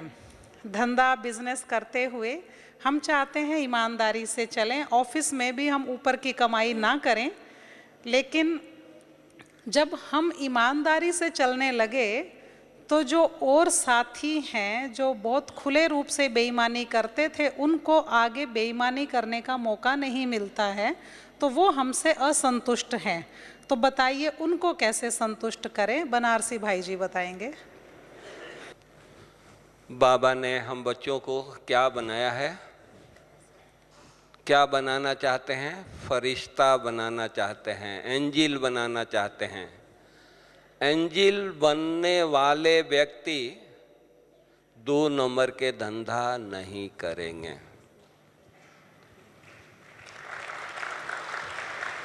एंजिल बनने वाला व्यक्ति कभी ये नहीं सोचेगा कि हमारा जो पड़ोसी है, हमारा बगल में जो बैठा है या हमारे जो नीचे है, वो अगर हम एंजिल बनते हैं तो नाराज़गी हो जाएगी उसको, और उसको हम खुश करने के लिए अपने एम को हम छोड़ दें। नहीं, बल्कि हम इतना अच्छा पुरुषार्थ करें, इतना अच्छा एंजिल बने, इतना अच्छा तपस्या करें कि हमारे ऑफिस में हमारा प्रभाव हमारे सारे लोगों पर पड़े। इस तरह के हमारे अंदर ये हो, हम इतना बाबा से योग लगाएं, इतना हमारे अंदर पावर हो कि हम ऑफिस में जाएं या जिस सेवा में हम उपस्थित हों वहाँ का वातावरण बदल जाए। बाबा क्या कहते हैं? बच्चे भाषण नहीं करो, भाषणा दो। भाषणा कब देंगे? जब हमारे अंदर कुछ पावर होगी तब तो देंगे। तो हम इतना पावर इकट्ठा करें, इतना पावर बाबा से लें, सुबह में हम इतनी शक्ति लें जो हम ऑफिस में जाएं तो उसका संकल्प ही बदल जाए। जो हमारा छोटे हैं या जो हमारे साथ काम करने वाले हैं उनका संकल्प बदल जाए। वो 2 नंबर के पैसा लेने के बजाय उनको भी ये प्रेरणा है कि इनके अंदर इतनी शक्ति, इतनी प्यूरिटी, इतनी इनके अंदर तेज, इतने अंदर इनके अंदर में सहनशीलता कहाँ से आई। वो भूल जाए 2 नंबर की बातें और वो अच्छाई की तरफ वो दौड़ना शुरू करे कि साहब थोड़ा तो हमको भी शेयर करिए, आप इतना खुश कैसे रहते हैं, इतना शांत कैसे रहते हैं, आपके चेहरे पर इतनी लाली कैसे रहती है। तो वो उसकी बुद्धि उधर न जा करके, नेगेटिव में न जा करके, उसकी बुद्धि पॉजिटिव में जाए। ये बाबा के बच्चों का काम है, क्योंकि हम परमात्मा के बच्चे हैं। किसके बच्चे हैं? परमात्मा के बच्चे हैं। आज किसको साक्षात्कार हो जाता है, उसका जीवन बदल जाता है, वो दुनिया को प्रेरणादायक बन जाता है, गाइड बन जाता है। सूरदास को साक्षात्कार हुआ, आंखें निकाल दी, उसकी पुस्तक आज बड़े बड़े कॉलेजों में पढ़ाई जाती है। मीरा को साक्षात्कार हुआ, उसने जीवन बदल दी, सारा लोग प्रेरणा लेते हैं, तपस्या करना है, नशे में रहना है तो ऐसे नशे में रहना है। तो उस तरह से हम बाबा के बच्चे, अगर हमारे अंदर इतना पावर हो, नशा हो, शक्ति हो, तो हमारे साथ रहने वालों का ये संकल्प नहीं चलेगा। इसलिए हम ज्वाला स्वरूप होकर के अपने पावर को बढ़ाएं। बाबा जो हमारे को होमवर्क दिया है, उसी नशे में, उसी उमंग उत्साह में खोए रहें, तो ये नेगेटिव बातें चली जाएगी। ओम शांति। बहुत अच्छा। एक और प्रश्न जो कईयों ने पूछा है, जो नए नए भाई बहन आते हैं उनके मन में ये बात भी आती है कि अपना जहाँ से वो ज्ञान में चले, वो सेंटर देखा तो वो छोटा सा ही सेंटर है ना। कहीं किराए के मकान है, कहीं फ्लैट्स हैं, कहीं छोटा सेंटर है, तो वहाँ वो उस हिसाब से यज्ञ में सहयोगी भी बनते हैं। जब यहाँ आके देखा, सुना तो था कि बहुत बड़ा हेडक्वार्टर है, जब यहाँ आके देखा तो इतना विशाल है, ये नहीं सोचा था। तो इतना विशाल डायमंड हॉल, इतना विशाल सारा सिस्टम, कई चीज़ें देखकर तो इतना अच्छा लगता है जो एप्रिशिएबल है, रियली एप्रिशिएबल, कि कितनी जल्दी व्यवस्था बनाई जाती है बाबा के इस घर में। पिछले सीजन्स में जब देखा कि खाने भोजन करने वालों का रश बहुत हो गया है, तो इसीलिए नीचे का भंडारा सारा कंस्ट्रक्शन में बिजी है, तो उसमें तुरंत वहाँ पर 1-2 दिन में, एक रात में ही इतना सुंदर रैंप तैयार किया गया कि वहाँ भीड़ ना हो, धक्के ना लगे, यहाँ से जाते हुए सीधा उस पुलिया से भंडारे में फर्स्ट फ्लोर पर चढ़ जाएं। इतना तेज़ी से निर्माण कार्य, इतना अच्छा सोचना और इतनी केयर करना, ये सिर्फ इस ईश्वरीय घर की व्यवस्था में ही देखा जाता है। तो इसी तरह कईयों के मन में ये ज़रूर आता है, लेकिन इतनी बिल्डिंग्स, इतना सारा, ये धन कहाँ से आता है, ये पैसा कहाँ से आता है? क्योंकि उनकी तो अपनी कैपेसिटी थोड़ी सी है, वो थोड़ा जितना दे पाते हैं, तो उनको लगता है सब इतना ही देते होंगे। तो कुछ तो है, जो इतना धन कहाँ से आता है? गवर्नमेंट की संस्था तो है नहीं, गवर्नमेंट से तो आता नहीं है। तो मोहन भाई जी बताएंगे कि इतना धन कहाँ से आता है, कैसे बनते हैं।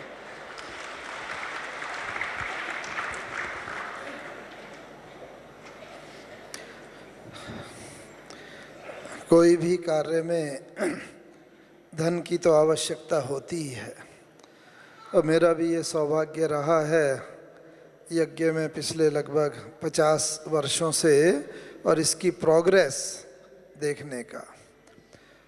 इसमें ज्ञान सरोवर जब बन रहा था, मैं एक उदाहरण के साथ ये आपको और स्पष्टीकरण हो जाएगा। तो हमारी दादी जी, दादी प्रकाशमणि जी, तो उस समय उन्होंने कहा, बहुत सिंपल सी चीज़ है, कोई भी बड़ा कार्य, ये हॉल बना, ज्ञान सरोवर बना, कोई ग्लोबल या इतने बड़े बड़े जो भी कार्य होते हैं, उसमें अपना एक प्रिंसिपल रहता है। क्या? मुझे याद आता है दादी जी का, उस समय उन्होंने कहा था, प्रति व्यक्ति रोज 1 रुपये का कंट्रीब्यूशन करे, बस। अब 1 रुपये का कंट्रीब्यूशन प्रतिदिन कोई मुश्किल बात है? नहीं बात है। उस समय हमारे 3 लाख स्टूडेंट थे, और इतना बड़ा ज्ञान सरोवर प्रोजेक्ट बन रहा था, और जब से ज़मीन ली तब से कंटिन्यूअस ये बनना, तो 3 लाख रुपए प्रतिदिन लगभग ये एक्सपेक्ट किया जाता था और आता, और वो लगता रहा, लेकिन देने वाले के ऊपर भी कोई बोझ नहीं हुआ। 1 रुपया प्रतिदिन कंट्रीब्यूट करना है, महीने में 30 रुपया ही उसे देना है। लेकिन पूरे यज्ञ की विशालता को देखें, 3 लाख उस समय स्टूडेंट थे, तो इस रीति से ये कार्य हुआ। तो एक तो ये है कि सर्व के सहयोग से सुखमय संसार का जो प्रिंसिपल है कि हर एक बूंद बूंद भरे सरोवर, और अभी तक ये प्रथा हमारी चलती आ रही है कि हर एक का कंट्रीब्यूशन से जो भी कार्य होता है उसमें सफलता और सिद्धि होती है, और इस कारण से हर एक के दिल में होता है मैं अधिक से अधिक करूं, अपने ही लिए करता है, अपना ही भाग्य बनाता है। ओम शांति। बहुत अच्छी बात है, क्योंकि वैसे भी हर संस्था से जुड़ी हुई आत्माएं, किसी भी दुनिया में भी किसी भी संस्था से जुड़े हुए लोग ही वहाँ धन लगाते हैं। अब आप जहाँ नहीं जाना चाहते, जहाँ आपका मन नहीं जुड़ा हुआ, तो नेचुरल वहाँ आप धन नहीं लगाते हैं। तो इसीलिए जो बाबा के घर से जुड़े हैं और निरंतर बढ़ते जा रहे हैं, तो धन की सेवा भी वही करते हैं, सहयोगी भी वही बनते हैं, और जितना अच्छा योग लगता जाएगा उतना उनका समर्पित करने को दिल भी और ज़्यादा करता जाएगा। ये सहज योग से डायरेक्टली जुड़ी हुई बात है। अभी अनीता बहन जी से हम पूछना चाहेंगे कि प्यारे बाबा से सर्व संबंधों का अनुभव क्या हम परम धाम में भी कर सकते हैं, या सिर्फ सूक्ष्म वतन में कर सकते हैं, या सर्व संबंधों की अच्छी अनुभूति करने के लिए और क्या तरीका है, कर्म करते समय या कोई अन्य विधि जो बाबा से बहुत अच्छे संबंधों की अनुभूति हो और आनंद आता रहे। बाबा से सर्व संबंध, परम धाम में तो निराकार शक्ति है, उनसे मिलकर हम निराकारी स्वरूप का अनुभव करते हैं और उनसे शक्तियाँ अनुभव करते हैं, गहन शांति की अनुभूति में जाते हैं और अपनी ओरिजिनल प्योरिटी को अनुभव करते हैं। और बाबा से जो सर्व संबंध अनुभव करने की बात है, वही संबंधों का सुख देने के लिए वो निराकार महाज्योति ब्रह्मा बाबा में अवतरित हुए और उस साकार तन के माध्यम से हमें सर्व संबंधों का सुख अनुभव कराया। क्योंकि संबंध देह में आने के बाद होता है, परम धाम में तो आत्मा है, और आत्मा तो केवल भाई भाई होते हैं, भाई बहन भी नहीं होते हैं, केवल भाई भाई होते हैं। और जब देह मिलती है तो देह में, बाबा कई बार साकार मुरली में कहते थे, देह होती है तो मामा भी होगा, चाचा भी होगा, काका भी होगा, काकी भी होगी, ऐसे बाबा बोलते थे। तो वैरायटी होगी उसमें। और क्योंकि हम 84 जन्म देह में रहे हैं, इसलिए देहधारी होकर के आत्मा के अंदर संबंधों का आकर्षण हो गया है, और 84 जन्म संबंधों के साथ मिलते जुलते हम उनसे कर्म बंधन भी बना बैठे हैं और उन पर डिपेंड भी करने लगे हैं। अब संबंधों के बिना आत्मा का गुजारा नहीं चलता है। लेकिन जो 84 जन्म में हमने किया था वो सब बंधन बन गए, सब संबंधों ने हमको जंजीरों में जकड़ लिया है और हमारे को वापस उड़ने नहीं देते। अब आत्मा को 84 जन्म बाद वापस परम धाम उड़कर जाना है, लेकिन संबंधों की जंजीरों ने बांधा हुआ है। तो शिव बाबा अवतरित होकर के रिप्लेसमेंट देते हैं उन जंजीरों को काटने के लिए। जिन संबंधों ने आपकी बुद्धि को भ्रष्ट किया है, दे अभिमानी बनाया, अब मेरे से जोड़ो तो आपकी बुद्धि भ्रष्ट से श्रेष्ठ बन करके जंजीरों से निकल करके मुक्ति की तरफ जाएगी। उसका एक ही मार्ग है। जितने देहधारियों के संबंधों में बुद्धि फंसी हुई है, वो सारे का अनुभव ईश्वर से, भगवान से, हम बाबा से करें। और उस करने के लिए हमको क्या करना है? बुद्धि को एक छोटा सा काम दे देना है। जिस भी रिश्तेदार की याद आती है, एक बार करके देख लो कैसे आती है। ऐसे याद आ रही है, वो खा रहा है, वो बैठा है, वो शेक हैंड कर रहा है, बच्चा है गोदी में है, दोस्त है, बातें कर रहे हैं। जो सीन बनता है जिस रिश्तेदार के साथ, सेम सीन बाबा के साथ बनाएं और उसकी गहराई में जाएं। और वो सीन बनाने के दो तरीके हैं। एक तो फरिश्ता स्वरूप से, शिव बाबा ब्रह्मा बाबा के फरिश्ता तन में, चाहे मैं सूक्ष्म वतन में, चाहे फरिश्ता नीचे, उस समय फील करें कि मेरे माथे पर सितारा और इस मिट्टी के शरीर के अंदर प्रकाश का शरीर फरिश्ता स्वरूप से बाबा से शेक हैंड कर रहे हैं। उस करंट को फील करें, बात कर रहे हैं, उस टेस्ट को फील करें।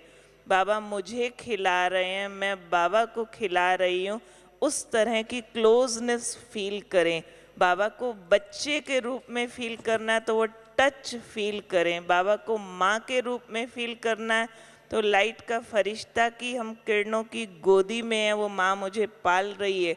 और उस तरह की कन्वर्सेशन, बातचीत जो जिस रिश्तेदार के साथ करते हैं वो बाबा के साथ करें, उस गहराई के साथ। एक तो फरिश्ता स्वरूप से, दूसरा हमने भी साकार बाबा को नहीं देखा है। जिन्होंने भी साकार को नहीं देखा है उनकी गिनती बहुत ज़्यादा है, देखने वालों की गिनती कम है।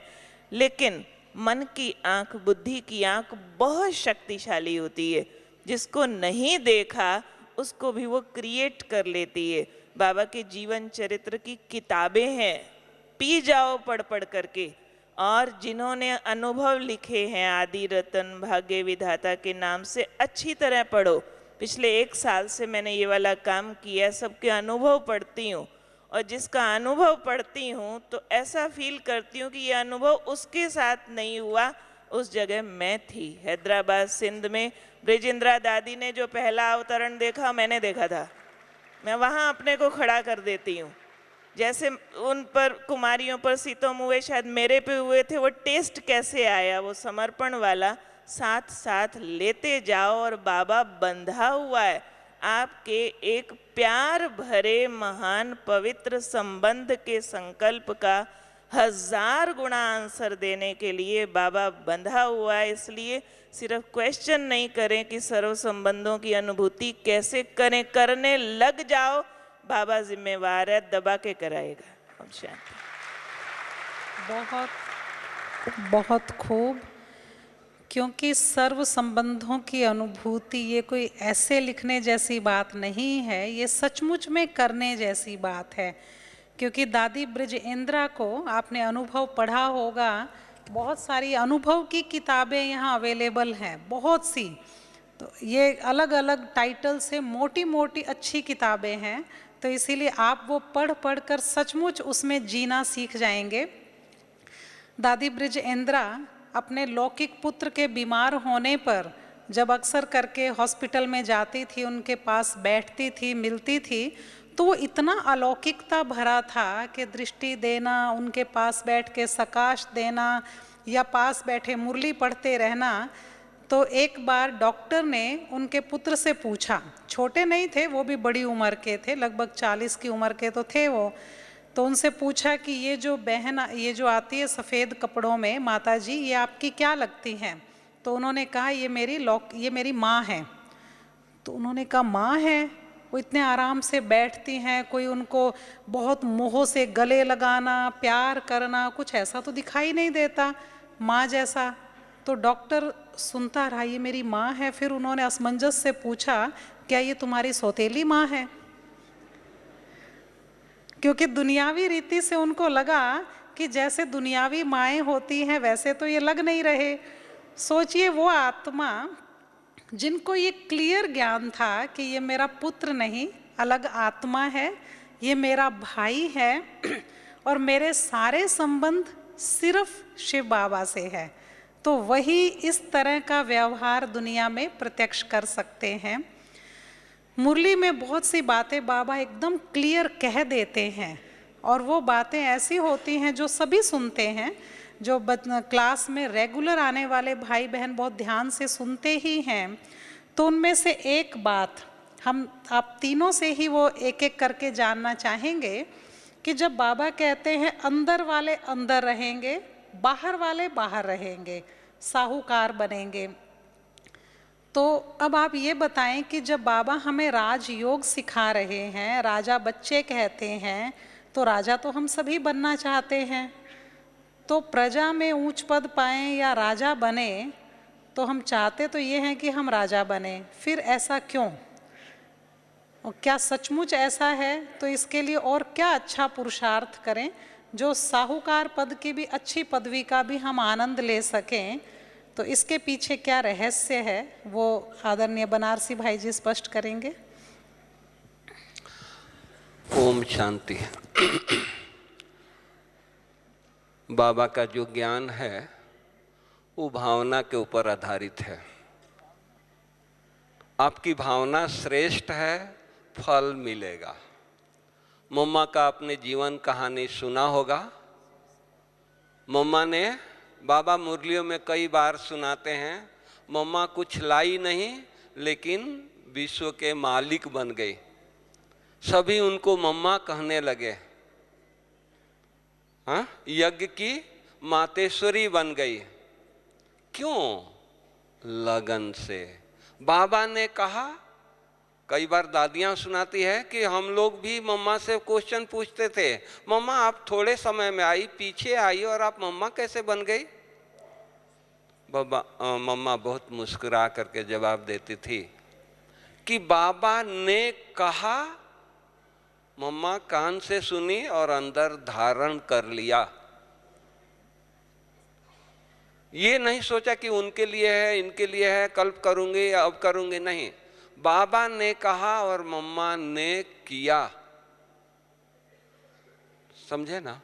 तो उसी तरह हम बाबा के बच्चे अगर उसी लगन से, उसी प्यार से अगर हम बाबा की महावाक्य को, जो भी बाबा उच्चारण करते हैं, जो भी होमवर्क देते हैं, जो भी बाबा की भावनाएं हैं हम बच्चों के प्रति, अगर उस तरह से हम ग्रहण करें, अपने जीवन में उतारें, तो मैं नहीं समझता हूं कि वो कोई दिन दूर हैं। हम बाबा के नज़दीक नहीं रहेंगे, हम आगे नहीं जाएंगे, हम सबसे आगे जा सकते हैं। उसमें पीरियड की बात नहीं है, देने लेने की बात नहीं है। हमारी दिल कहाँ है, हमारी भावना कहाँ है, हम कितनी भावना से बाबा को याद करते हैं। आज देखा है दादियाँ, दादी जान की एक हम लोगों को अनुभव सुनाई। क्लास में सीनियर्स बैठे थे, बाबा को कही कि हम बाबा हमारा शरीर साथ नहीं देता है, हम बीमार हैं, हम कैसे आगे बढ़ेंगे? बाबा ने कहा कि कोई बात नहीं बच्ची, हो जाएगा। दूसरा क्वेश्चन पूछा कि बाबा हम धन नहीं लाई है, हम कैसे आगे बढ़ेंगे? कोई बात नहीं है बच्ची, हो जाएगा। बाबा हम पढ़ी लिखी नहीं है, 3 क्लास पास है, हम कैसे आगे बढ़ेंगे? बाबा ने कहा कि हो जाएगा। केवल बाबा को उमंग उत्साह चाहिए। आज दादी जिस दिन यज्ञ में आई, उस दिन उनको अंदर जितना उमंग उत्साह था, आज भी 95 ईयर एज में भी आज उनका उमंग उत्साह कम नहीं हुआ है, बल्कि बढ़ा है। मतलब उन्हें यज्ञ में तो आना पड़ा ना, अंदर आना पड़ा। हाँ। तो वो जो बाहर वाले हैं और बहुत दिल से कर रहे हैं सेवा, हाँ। तो क्या वो राजा नहीं बनेंगे? नहीं, वो भी राजा बनेंगे। वो भी हम सुनाते हैं, मतलब कि वो लगन है। एग्जाम्पल आपको दिया, कहाँ भी हैं। बाबा ने ये भी मुरली में कहा है कि अंत के समय में, लास्ट में जो अंदर वाले हैं वो बाहर चले जाएंगे और बाहर वाले अंदर आएंगे। मुरली आप लोग याद करो।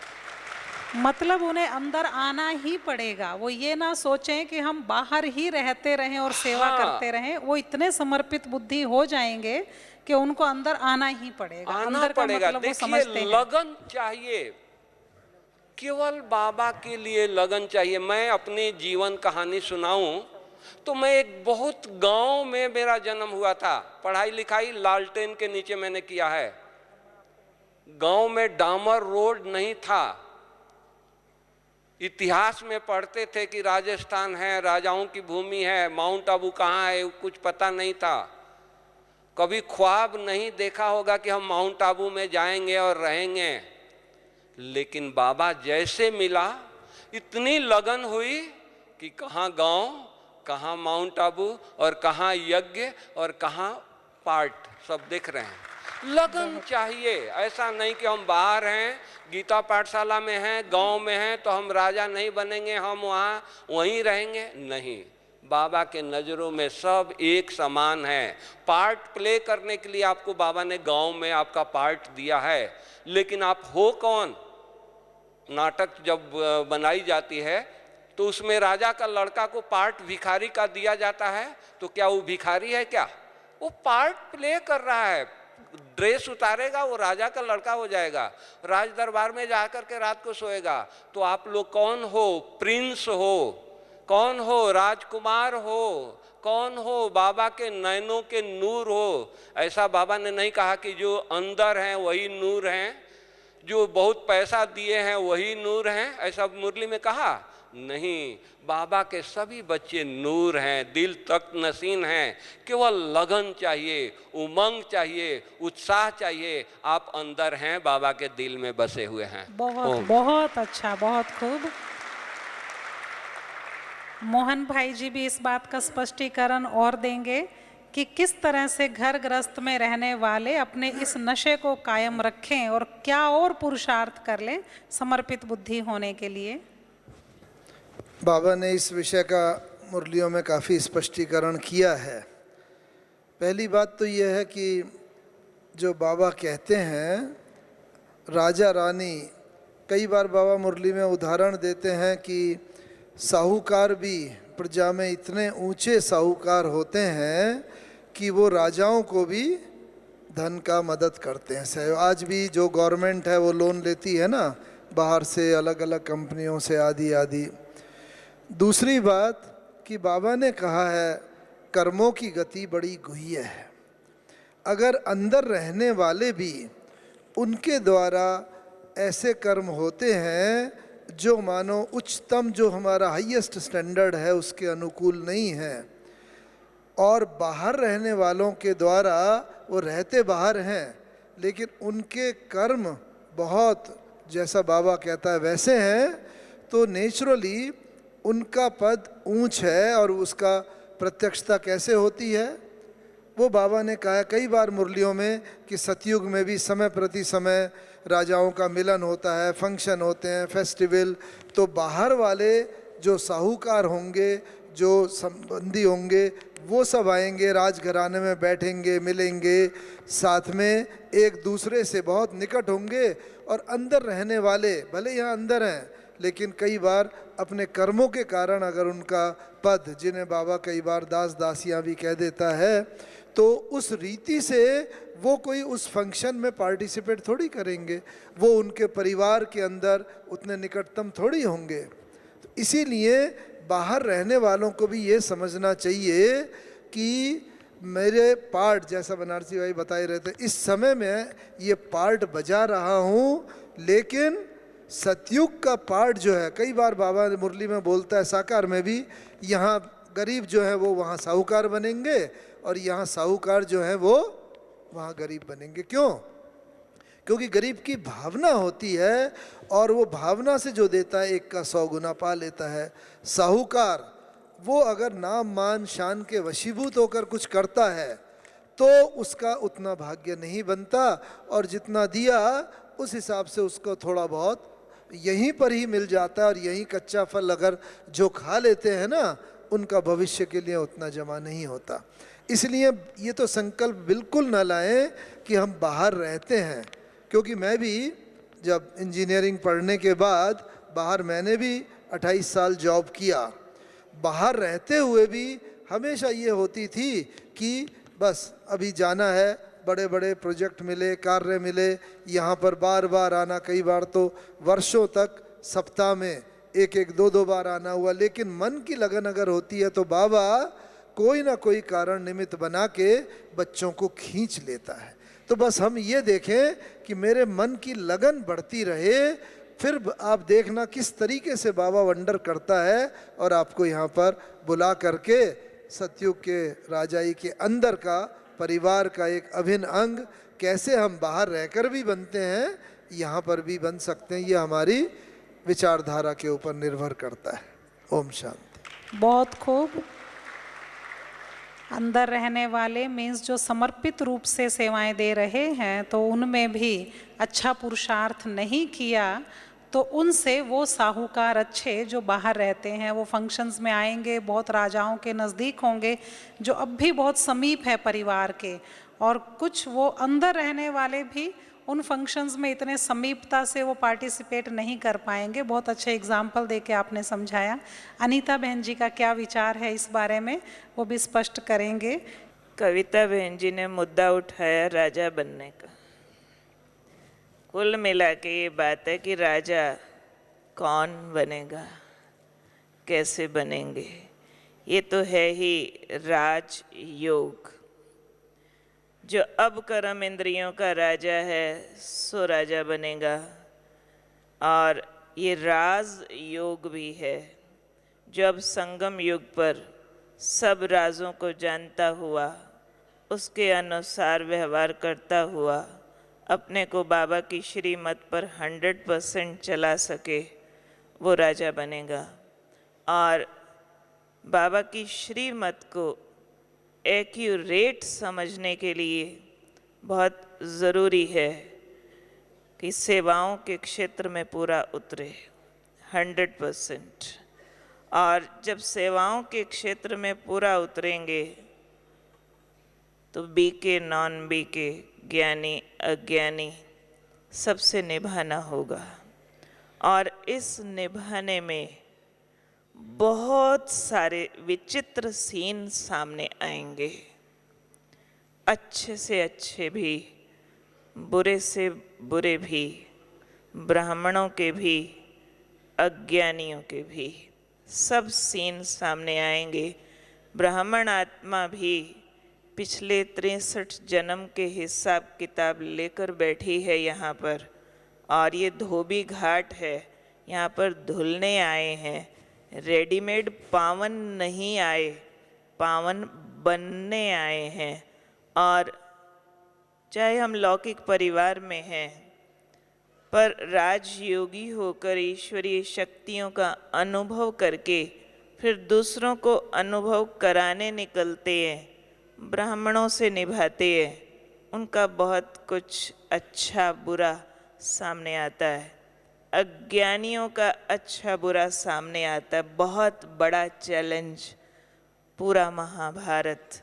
अंदर के संस्कार भी बदलने हैं, उस माया से भी लड़ना है, और बाहर हो सकता है बहुत बड़ा महारथी 99% तक पुरुषार्थ कर लिया, लेकिन उनका कोई एक अवगुण ऐसा है बच गया जो आपने बहुत अच्छी तरह से धारण कर लिया है।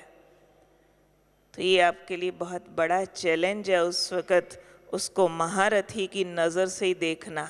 आपने एक गुण वही वाला धारण किया, 99 बाकी है।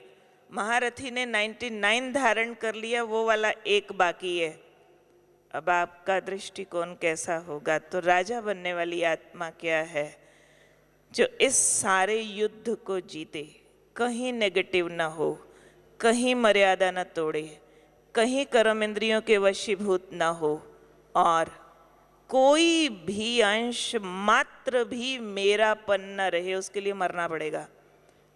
न संबंधी मेरा, न लौकिक घर मेरा, न तन मेरा, सब तरह के मेरे से जो मर गया वो राजा क्वालिटी आत्मा हो सकती है। उसमें मेरे कंफर्ट के हिसाब से मैं कहूँ मैं लौकिक में हूँ, लेकिन मेरा पुरुषार्थ बहुत अच्छा है तो मैं राजा बन सकती हूँ।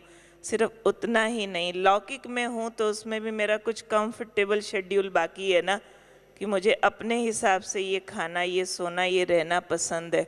उसमें फिर अपना कुछ भी नहीं, मुझे सिर्फ वो पसंद है जो मेरे बाबा को पसंद है। इसलिए वो आत्मा 100% समर्पित होगी, तन से, मन से, धन से, जन से, कभी नेगेटिव नहीं, अंश मात्र भी वेस्ट नहीं, वो विक्टोरियस आत्मा है। हार और जीत के चक्कर से भी पार हो चुकी होंगी। इसलिए मैं समझती हूँ बहुत स्पष्ट है ये बात, कोई दो राय नहीं है। राजा तो राजा ही होता है, बाकी कैटेगरी की तो बात बहुत स्पष्ट है सबके आगे।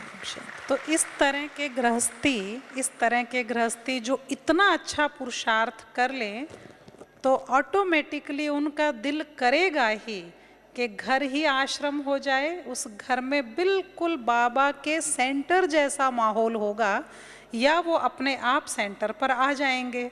अपने आप दिल करेगा कि घर के कंफर्टेबल जोन से निकलकर, घर के कंफर्ट से निकलकर कि मुझे इतना ये पसंद है, इस तरह की बातों से ऊपर उठकर जैसे बाबा चलाए, जैसे रखे, जो खिलाए, जहाँ बिठाए, उनकी ये स्थिति होगी तो ऑटोमेटिकली वो समर्पित हो ही जाएंगे।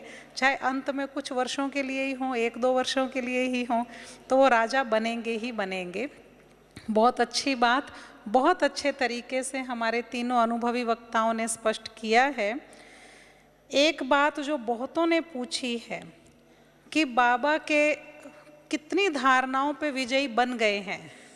लोभ बहुत कम हो गया है, काम विकार पर पूरी तरह विजयी हैं, लेकिन क्रोध ऐसी चीज़ है जो अभी भी इंसल्ट करा देता है। बाबा की श्रीमत की, बाबा के परिवार और ज्ञान की इंसल्ट क्रोध के कारण हो जाती है। तो हम पूरी तरह क्रोध मुक्त कैसे बने, इसके लिए क्या पुरुषार्थ करें? आदरणीय बनारसी भाई जी। ओम शांति। हम सोचें क्रोध क्यों आता है। आप योग करते हैं, भट्ठी करते हैं, बहुत अच्छा योग अमृत वेले लगता है, उस समय क्रोध नहीं आता है। आता है क्या? भट्ठी करते हो सेंटर पर, घर गए कुछ हो भी गया तो क्रोध आता है क्या? क्यों नहीं आता है? तो ये देखने को मिलता है, जानने को मिलता है, अनुभव कहता है कि जितना हम बॉडी कॉन्शियस में रहेंगे तो क्रोध आएगा 100%। जितना हम सोल कॉन्शियस रहेंगे क्रोध दूर होता जाएगा, होता जाएगा। चाहे कोई कितना भी पेपर ले ले, चाहे कैसा भी अपशब्द व्यवहार कर दे, क्रोध नहीं आएगा। उसके ऊपर तरस होगा, बाबा इनका भी कल्याण हो जाए, इनका भी सद्गति हो जाए, इस तरह की भावना होगी। तो हम सोल कॉन्शियस में रहें, ये अभ्यास करें। बाबा हम बच्चों से क्या चाहता है? यही चाहता है ना, बच्चे निरंतर अभ्यास करो। 1 घंटा का नहीं, एक खाली सुबह सुबह नहीं, निरंतर। अगर निरंतर हम अभ्यास करेंगे तो क्रोध आएगा ही नहीं। और आ भी गया, कोई क्रोध कर रहा है तो उसको, क्रोध को देख करके आप रहम करो। घर में आग लगती है तो क्या करते हैं? घी डालते हैं, तेल डालते हैं? नहीं, पानी डालते हैं। तो हम, कोई क्रोध करता है तो हम सहनशील बन करके, आत्मा के रूप में, आज सोल कॉन्शियस होकर के उसके ऊपर रहम करें, तरस की भावना रखें। ये बेचारा को पता नहीं है। अगर इस तरह की तरस की भावना होगी तो हाथ उठाएं, क्रोध आएगा? नहीं आएगा। लेकिन हम लोग खाली क्लास में सोल कॉन्शियस होते हैं, सुबह योग में सोल कॉन्शियस होते हैं, और सारा टाइम बॉडी कॉन्शियस में रहते हैं। तो क्रोध आना मतलब कि हम समझे कि उस समय हम बॉडी कॉन्शियस में हैं, इसलिए क्रोध आ गया। तो हम अभ्यास करें कि निरंतर सोल कॉन्शियस में रहें, निरंतर बाबा की याद में रहें। कहेंगे कि अब ये कैसे हो सकता है? अरे बाबा, आज एक व्यक्ति थोड़ा सा हेल्प कर देता है तो उसकी याद सताती है, फलाना व्यक्ति ने हमको मदद किया है। बाबा हमारा जीवन परिवर्तन कर दिया। हम किस लायक थे, कहाँ थे और कहाँ से कहाँ ला करके रख दिया, क्या बना रहा है, वो एहसान हम भूलें? कभी नहीं भूल सकते हैं। अगर वो एहसान याद रहे तो निरंतर बाबा की याद रहेगी और कभी क्रोध नहीं आएगा। ओम शांति। क्योंकि बहुत सी आत्माएं ऐसी हैं जिनको बहुत बहुत विजयी देखा क्रोध पर, तो इसी तरह से हमारे बनारसी भाई जी भी उनमें से एक है, सदा हंसते रहते हैं। तो इसीलिए ऐसी बहुत सी आत्माएं हैं जो उदाहरण हैं कि वो सचमुच में किसी भी परिस्थिति में क्रोधित नहीं होते हैं। तो जब वो हो सकते हैं ऐसा, तो आप भी हो सकते हैं। तो ये शुभकामनाएं बाबा की, इस ईश्वरीय परिवार की आपके साथ, हम सब के साथ है, क्योंकि क्रोध मुक्त बनना बहुत तुरंत प्रत्यक्षता है, लोगों को दिखाई देता है ऐसा। बस लास्ट प्रश्न पूछना चाहेंगे हम मोहन भाई जी से, वो ये है कि कई पूछते हैं बाबा इतनी जल्दी संपूर्ण क्यों हो गए, जबकि मन में आता है कि 100 साल तक रहना चाहिए था ब्रह्मा बाबा को। तो 18 जनवरी की वो अव्यक्त अवस्था, जब बाबा ने अव्यक्त स्थिति प्राप्त की और उसके बाद उनकी परिवार और इस ईश्वरीय यज्ञ की क्या स्थिति रही, जो उस वक्त भाई बहन वहाँ थे उनकी क्या अवस्था थी, उनकी मानसिक अवस्था क्या थी, क्योंकि मोहन भाई जी उनमें से एक हैं जो उस वक्त बाबा के घर में थे 18 जनवरी के दिन। तो हम आपके मुख से ये सबके सामने ये जानना चाहेंगे कि उस वक्त सबकी मानसिक अवस्था क्या थी और क्या स्थिति प्राप्त करने के लिए मन में आया, और क्यों बाबा के प्रति ऐसे प्रश्न उठते रहे कि अभी नहीं जाना चाहिए था, या बाबा ने उनके संकल्प रोक दिए, क्या स्थिति थी? ओम शांति। हम अपने को बहुत सौभाग्यशाली समझते हैं। वैसे तो हम सभी बहुत पद्मा पदम भाग्यशाली हैं, बाबा के बने, बाबा ने अपना बनाया। लेकिन हमें एक और सौभाग्य ये है कि जब बाबा ने अपनी कर्मातीत अवस्था को प्राप्त किया 18 जनवरी 1969, उस समय हम मधुबन में ही थे, बाबा के सम्मुख थे, और 17 और 18 जनवरी को 2 दिन बाबा की कर्मातीत संपूर्ण अव्यक्त फरिश्ता स्वरूप स्थिति देखने का मौका मिला। हम सभी की भी ये इच्छा है कि हम सभी कर्मातीत बने, संपूर्ण बने, फरिश्ता स्वरूप बने। तो मैं उसके संबंध में 2-3 बातें यहाँ सब के सम्मुख लाना चाहता हूँ, जिससे हम सभी भी उस स्थिति को प्राप्त कर लें। भले बाबा कहते हैं कि मैं अंतर्यामी नहीं हूँ, शिव बाबा अंतर्यामी है और ब्रह्मा बाबा तो अंतर्यामी नहीं, लेकिन ब्रह्मा बाबा भी शिव बाबा के साथ रहते हुए इतना संपूर्ण स्थिति को प्राप्त कर लिया। मेरा ये अनुभव है, 17 और 18 जनवरी को हम कई बार बाबा के सम्मुख गए और कि बाबा से हम ये पूछेंगे, ये प्रश्न पूछेंगे। 6-7 बार ऐसा हुआ, और जब भी बाबा के सम्मुख जाते थे, बाबा जरा दृष्टि देके, अच्छा बच्चे ये पूछने आए हो, ऐसा कर लो, ऐसा हो जाएगा। मतलब मन का प्रश्न भी बता देते थे और उसका समाधान भी दे देते थे। 1 बार, 2 बार, 3 बार, कई बार हुआ, और फिर बाद में दीदी मनमोहनी जी के द्वारा उसका उत्तर भी प्राप्त हुआ कि जब आत्मा अपनी कर्मातीत अवस्था को प्राप्त कर लेती है तो उसके अपने मन के संकल्पों पर संपूर्ण विजय हो जाती है और इच्छा मात्रम अविद्या हो जाती है। तब वो दूसरे किसी के भी संकल्पों को पढ़ सकती है, केवल पढ़ ही नहीं सकती बल्कि उसे पूर्ण भी कर सकती है, जो कि भक्ति मार्ग में भी गायन है। कोई भक्त आए इच्छा लेके भगवान के सम्मुख, बस भगवान ने सुना, देखा, तथास्तु, और पूरी हुई इच्छा। हाँ, तो मैं उस दिन का वर्णन कर रहा था, और बाबा की कर्मातीत अवस्था का एक ये लक्षण। तो ये हम सब भी अपनी अवस्था चेक करते चलें कि हम कितना इच्छा मात्रम अविद्या होते चले जा रहे हैं। और यही शायद कारण था, किसी के स्वप्न में भी नहीं था, संकल्प में भी, कि बाबा एकाएक चले जाएंगे। लेकिन बाबा गए भी शरीर छोड़ के, और इतने सारे भाई बहन आए, बहुत मन में प्रश्न लेके, ट्रेन में, प्लेन में बहुत सारे प्रश्न थे और प्रश्नों के साथ आए, लेकिन वहाँ का वातावरण इतना शक्तिशाली, उसके अंदर आके मन में प्रश्न काफ़ी तो उसमें सॉल्व हुए, लेकिन काफ़ी जो बाबा की संस्कार के बाद पहली मुरली चली थी, जो यहाँ पर अवेलेबल भी है किताब में, कैसे आगे पाठ चलेगा, किस प्रकार से बाबा गए नहीं हैं, सूक्ष्म वतन में है, जो साथ वायदा है वो निभाएंगे, साथ ही जाना है परमदम आदि, सब बच्चों के प्रश्नों के उत्तर 21 जनवरी की अव्यक्त मुरली में, जो पहली अव्यक्त मुरली चली थी, उसमें आ गए हैं। वो समय का अभाव है इसलिए यहाँ तो मैं नहीं बताता, एक तो वो देखा।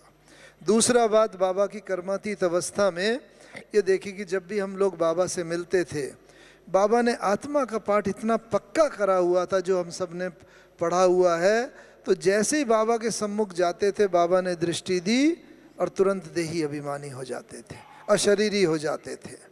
फिर बाबा ऐसे बाहें फैला देते थे और बाहों में अंदर जाते थे, तो वो अशरीरी स्थिति से शरीर में लाने के लिए बाबा ऐसे ऐसे थपथपा के फिर जैसे देहभान में लाते थे।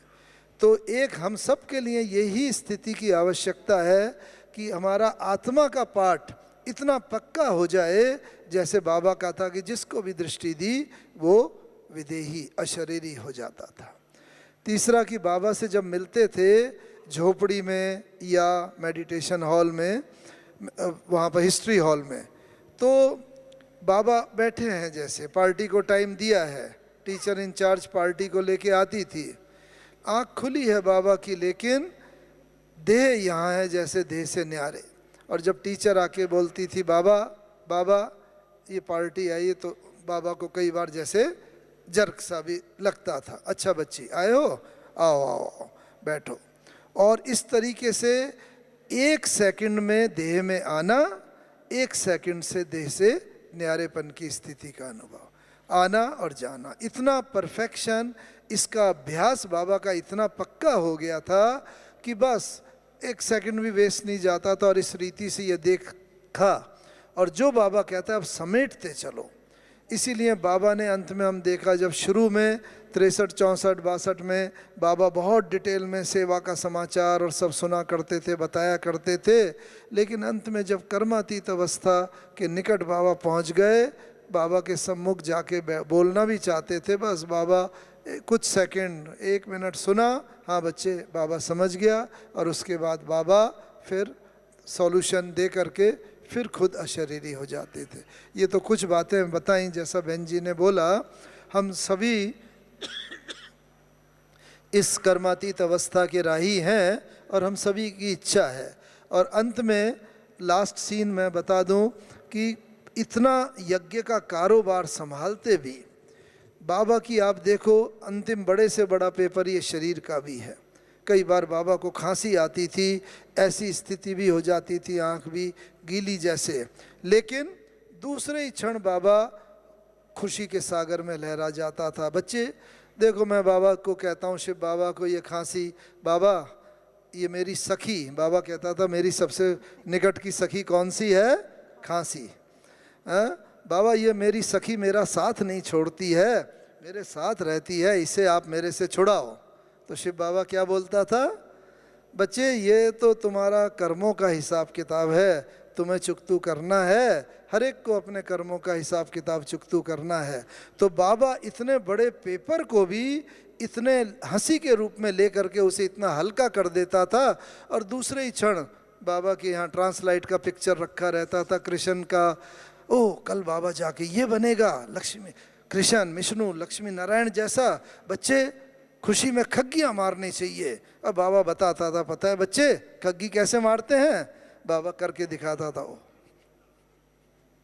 ऐसे करके बाबा के चेहरे पर इतनी खुशी हो जाती थी, चारों तरफ खुशी का वातावरण हो जाता था। तो बस हम बाबा से कर्मातीत अवस्था के राही ये संकल्प लें दृढ़ कि किसी भी परिस्थिति में हमें अपनी खुशी को नहीं गंवाना है, जितना बड़े से बड़ा पेपर आ जाए। और अंत में बाबा 18 जनवरी को मुरली चला के हिस्ट्री हॉल से बाहर गया। जैसे ही बाबा गया, देखा बाबा ने खड़ा होके दृष्टि देने लगे। बाबा एक एक बच्चे को दृष्टि देते रहे। शिव बाबा को तो मालूम था ये ब्रह्मा बाबा के द्वारा ये अंतिम मिलन है, और वो ही बस बाबा बाहर जाके अच्छा बाबा बच्चों से छुट्टी लेता है, विदा लेता है। ये शब्द बाबा ने पहले कभी नहीं कहे। आप समझो, अगर हमें मालूम हो कि बस अगले 5 मिनट बाद हमारा शरीर छूटने वाला है, क्या मानसिक अवस्था होगी। लेकिन बाबा की इतनी अच्छा बाबा बच्चों से छुट्टी ले रहा है, विदा ले रहा है। ऐसे करके बाबा गए और इतना बड़ा परिवार, इतना बच्चों का स्नेह, इतनी सब जवाबदारियां, लेकिन सब निभाते हुए बाबा जैसे शरीर से न्यारा होके चला गया। ये जितने बाबा के इवेंट्स हैं, ये सब हमें यही दर्शाते हैं जो बाबा ने कहा अचानक और एवर रेडी का पार्ट ये बाबा ने इतना पक्का कर लिया था, जिसको हम सबको भी पक्का करना है। ओम शांति। आपने बहुत अच्छी अच्छी बातें आज पूछी हैं और मुझे उम्मीद है कि बहुत संतुष्टि हुई भी है। इसीलिए आज के इस सत्र में आपके एक्टिव पार्टिसिपेशन के लिए आप सबका बहुत बहुत धन्यवाद। हमारे महान वक्ताओं का, चारों भाई बहनों का भी हम दिल से धन्यवाद करते हैं। जोर से करतल ध्वनि करेंगे।